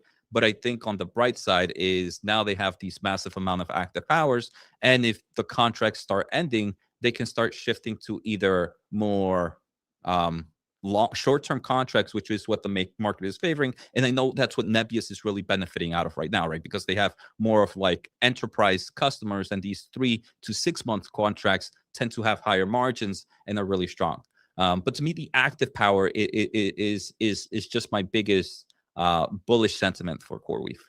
Yeah, no, that's very fair. That's very fair. They are like, I think me and you talked about this last time. I said where CoreWeave is where Nebius wants to be, and that they will have to start raising debt. And now we're seeing Nebius immediately after sign these secured GPU, financing deals based on their cash flows that they're seeing from customers, identical to what CoreWeave essentially pioneered. If they want to get to where CoreWeave is, they're going to have to be able to do some of the same financing options that CoreWeave has done. They're not doing that because they want a riskier business. They're doing it because you can't see prepayment from every single customer at these higher and higher rates, especially where Nebius wants to go. That's the only thing where I'd give critique, where I like Nebius more than CoreWeave actually, is the type of customer. You can charge a higher premium to the lower end SMBs, not as much on the higher, like the customer that CoreWeave is servicing, OpenAI, Anthropic, Meta, all of these customers, they all have the capabilities to create their own data centers. And right now, there might be a buffer period where all this excess compute, you need multiple builders. But on the other hand, as we get to an environment where demand meets supply, we get to a normalized environment here, Nebius might still be able to charge a nice premium because of the software layer and the services that they charge on top, very similar to the hyperscalers. Like CoreWeave's business model doesn't really fit the hyperscaler model as much as Nebius's does, serving SMBs, full stack, virtual machines, these sort of things. Yeah, I also think though, Nvidia is right now very true in different stacks, and like you mentioned, right, CoreWeave. What is the benefit of them? They're able to make high megawatt data centers because they get this extremely long contracts from these big players. The downside, like you mentioned, potentially lower margins, and you have a fixed price for that foreseeable future. So right now they're not really benefiting too much with this price hike because spot price GPU spot price is going up. Yes, exactly. Which shouldn't happen. It should go down over time. Yes. It should favor CoreWeave. It should, yes. Theoretically, it should. Right? Theoretically. It should. Nebius, right, the bright side is they focus more on these smaller enterprise businesses, which tend to have the short-term kind of contracts, which then you have the higher margins. But on the downside is you most likely don't want to be as heavy in investing in too much AI infrastructure because you want to see how the demand plays out. Right? Because you don't want to overbuild and only have a lot of short-term contracts, I would guess. Would you say it's a little less safe? Less safe. But in the current dynamics, I believe both companies are going to meet, though. My question to you would be traditional hyperscalers, Amazon, Google, Microsoft Azure. Most of the clients I would imagine are on the smaller scale. People are not building on-prem. They're going to the cloud. That those customers are probably of short-term nature. And I think that Nebius resembles that thing or that business model, and we've seen decades of continuous growth. So although they're short-term in nature, the likelihood that those same customers, although they've signed short-term deals, will still likely renew. Yeah, I agree. At On whatever the Nebius spot side. price is. And if it was lower, Yes. it'd be a lower price. If it's higher, then it would be a higher price. And right now, what Jose just brought up is so freaking important. The reason why Nebius is benefiting so much right now is because of that supply-demand imbalance. GPU spot prices are climbing. And so every time that these customers on short-term deals renew, they're going up. That's not the way it's always going to be. GPU prices, on average, whenever there's a new architecture that's released, and then as time goes on and these become, they flood the market with new supply, GPU spot prices should go down. So it should actually benefit CoreWeave, who's signing these long-term deals and is essentially fixing the costs. That's very important to understand. I wonder if Nebius, not Nebius, CoreWeave now is going to have the opportunity, because in theory, a lot of these data centers that they're building get paid out before their long-term contract ends. So anything after the long-term contract, especially these 5 + 6 year, 5-year contracts, anything after that is extra money. So if the company decides, hey, I don't want to keep this contract anymore, it allows now CoreWeave to have this massive AI infrastructure that now they can push for more short-term based solutions. And we're seeing kind of them improving software space. I also believe Nvidia, at the end of the day, wants to somehow neutralize all this. Nvidia wants to make it easier for everybody. What is Nvidia's usual best goal is to remove any hurdles anywhere. Kind of like one of the first hurdles is just AI acceleration in cloud was a big hurdle. No one was building these types of accelerating computing even before AI. What did Nvidia decide to do? They made DGX Cloud. And many people were saying that DGX Cloud was meant to combat the cloud server providers. But Nvidia has always said, no, our goal for DGX Cloud is to show Amazon, Google, Microsoft how to build these accelerated computing. And when they did it, we backed out. Then what was kind of difficult? Building servers and data centers. Nvidia created MGX, I believe, was kind of like their server rack standard. So it allowed all the server providers to understand, at least have a blueprint on how to stand up a server extremely quickly. Now, all the server providers are able to do it at rapid levels. Now, their current one is, I forget, SGX, I forget what it's called, but it's, if you're building a data center, this is how you do it. So now anybody who builds a data center, hey, NVIDIA, can you give me that blueprint? This is where you put the cooling. This is where you do that. So they're helping you build that data center, removing that hurdle of building a data center.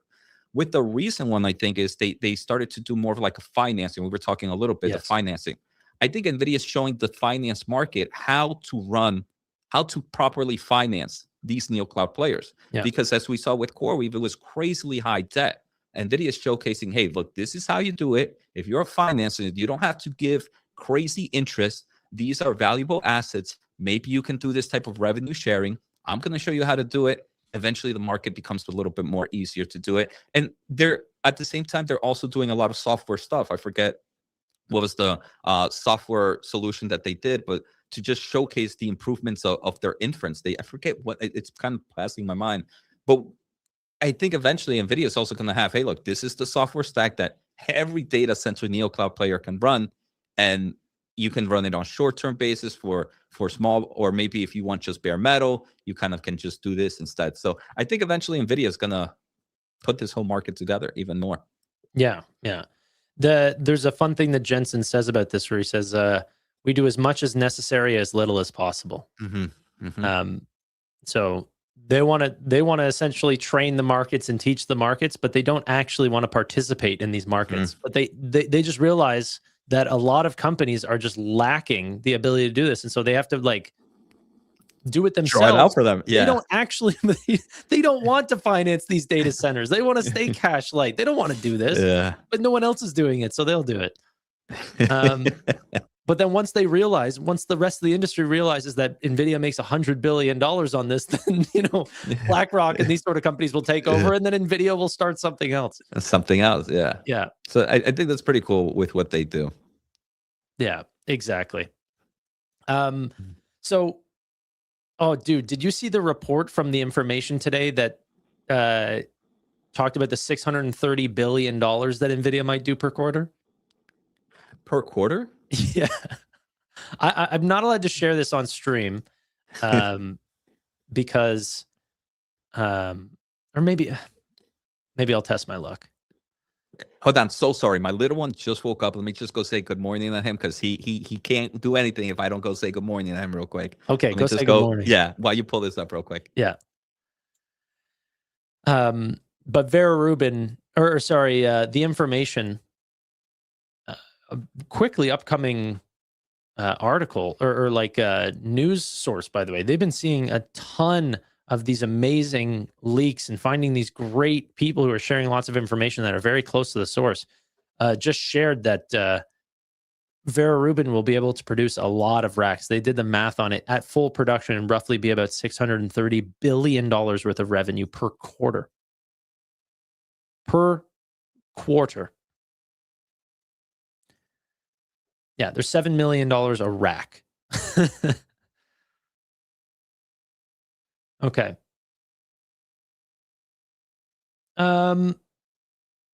Let's Jose is back. All right, I'll throw it up on stream or on screen, but I'm gonna zoom it in super much. Super much? Okay. Hopefully the information don't TMCA me. They talked about how buyers of these new Vera Rubin racks are paying roughly $7 to $8 million a piece, which the old ones are about $5 million. And then they said, based on Andrew Bell, an Nvidia senior vice president of hardware engineering, said that they'll be able to produce up to 1,000 racks per day, NVL72s. That's crazy. They said by our calculation, that would roughly translate to $630 billion in revenue a quarter. Yeah. I feel like Nvidia is going to be the first. I know people always joke around saying that. I don't know if joke around. People always say that AI is going to cause some form of like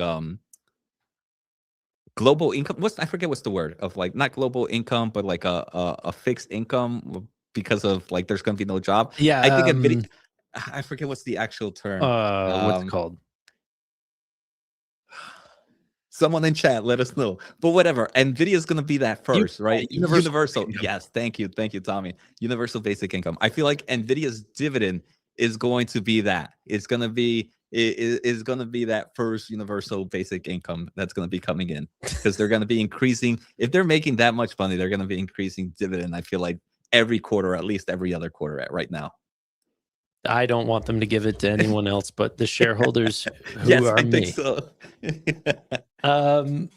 No, I'm kidding. Hopefully, if you want to give your kids an Nvidia dividend, then sign up for Trump accounts. They can get $1,000, and Nvidia is the biggest stake in the S&P 500. So there you go.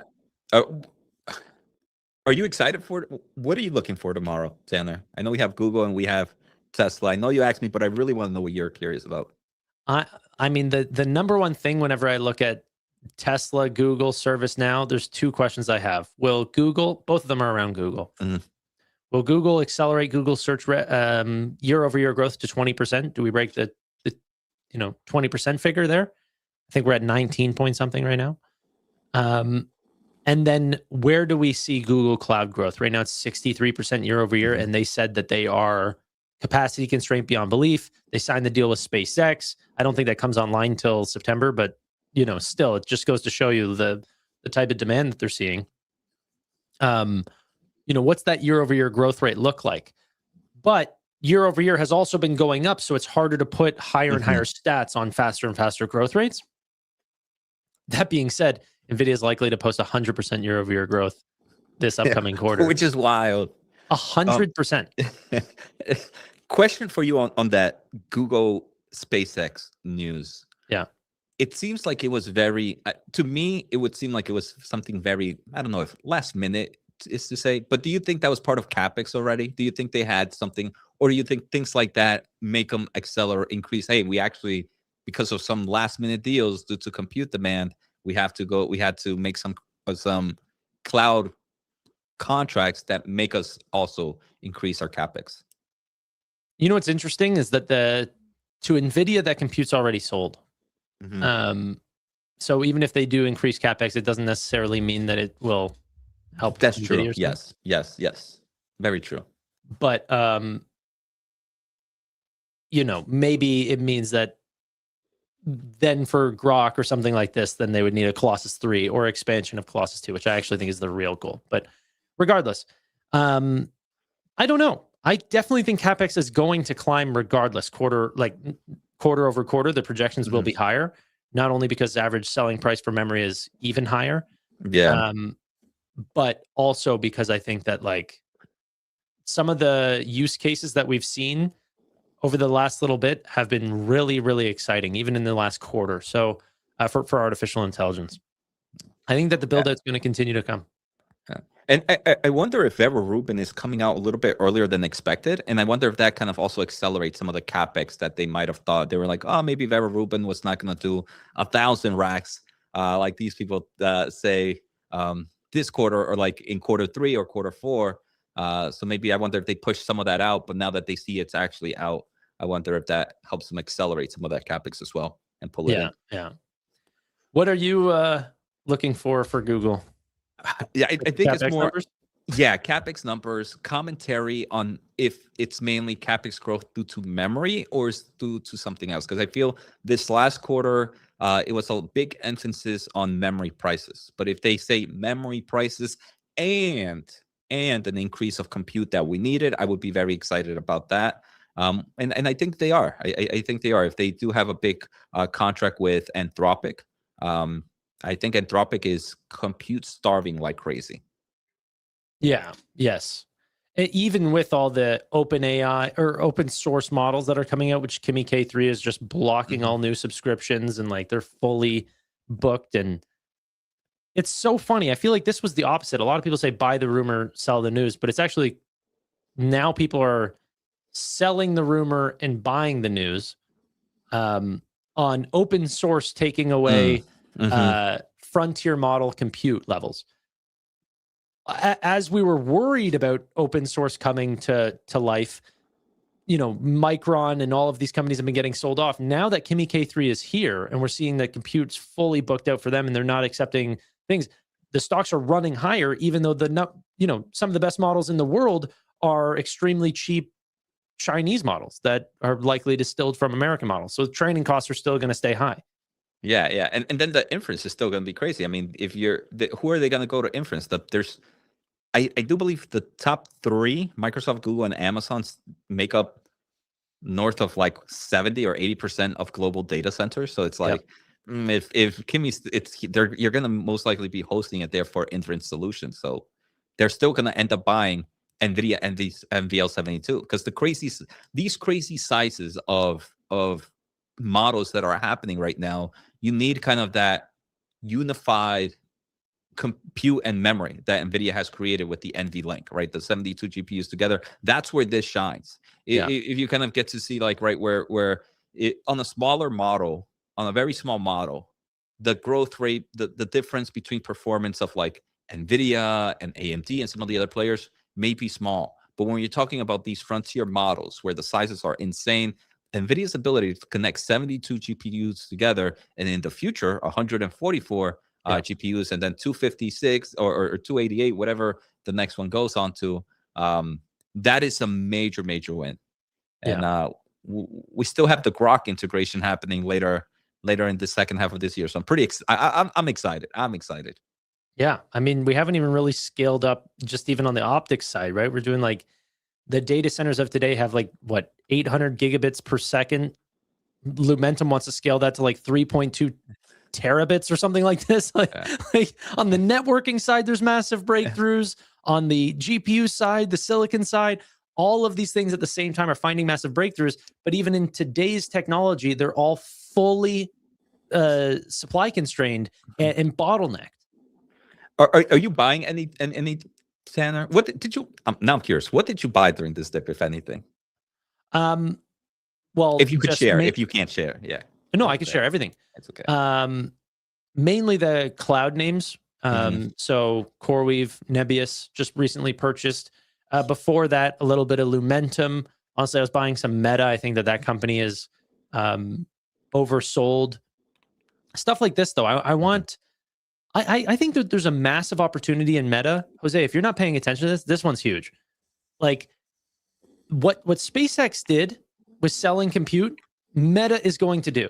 And you already saw the $10 billion deal with Anthropic, but the amount of compute that they have coming online in the back half of this year, like 5.5 gigawatts, they want to double it next year to 14 gigs total. Yeah. If they don't, either they use it internally and they see great return on investment, or if they don't, like what Grok saw, sell it. Yeah. There's room there. You in this market, you can't make mistakes because someone else will buy. Anthropic will be there.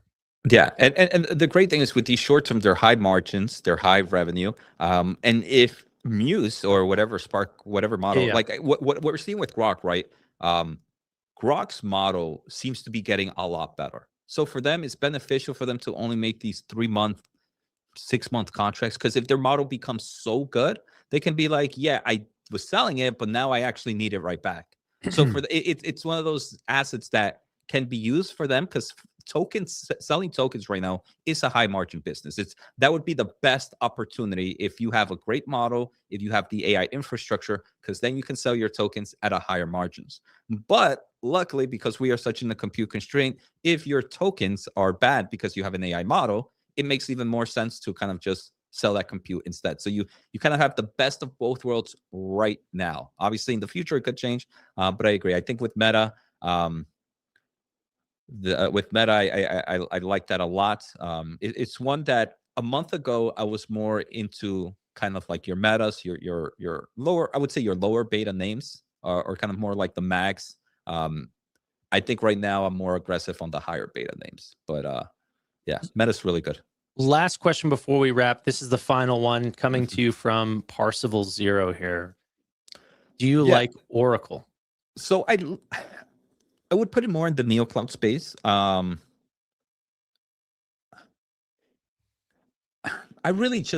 don't hate it. It would probably be my third buy. If I wanted to buy something else right now outside of CoreWeave, I think I would go with Oracle. To me, I just like CoreWeave so much. I really do. And it's like, to me, I would just put it in that same basket.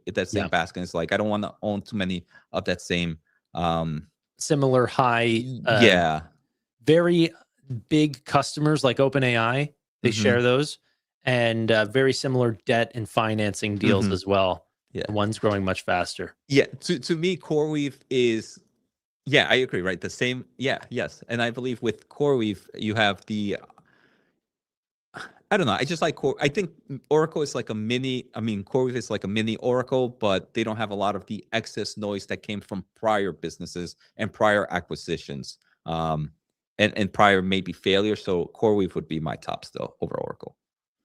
Yeah, it's. I also think though it's important, with what was it, Oracle, that there's also other software sales, like it's not just a Neocloud, like potentially CoreWeave or NBIS, and they do have other businesses that could potentially finance some of their growth, which is what you're seeing in the hyperscalers. I think I forget, Larry always talks about it. Their database is supposed to be such a crucial thing, right? If once you have, and the enterprise market is picking back up, but if your enterprise is running all their data solutions on Oracle database, does it make more sense to use their platform for AI inference and whatever too? They most likely have a way to link all that together. Sure. And that could be a great selling point. So, yeah. Well, Jose, thank you so much, man. I will link your X and website in the chat here, and I will wrap up. I'm like, I think 100 or 2 away from 90K, so that would be awesome. There you go. 90K on the YouTube? YouTube, yeah. Perfect. Yeah. We'll do that then. A silver plaque. Okay. Thank you, brother. I will. I'm going to wrap up the show, but hopefully I'll see you on soon. Yep. Peace out, man. And everybody, thank you. Take care. That's Jose's YouTube.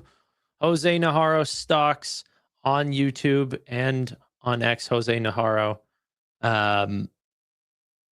But ladies and gentlemen, that's the show. We'll wrap there.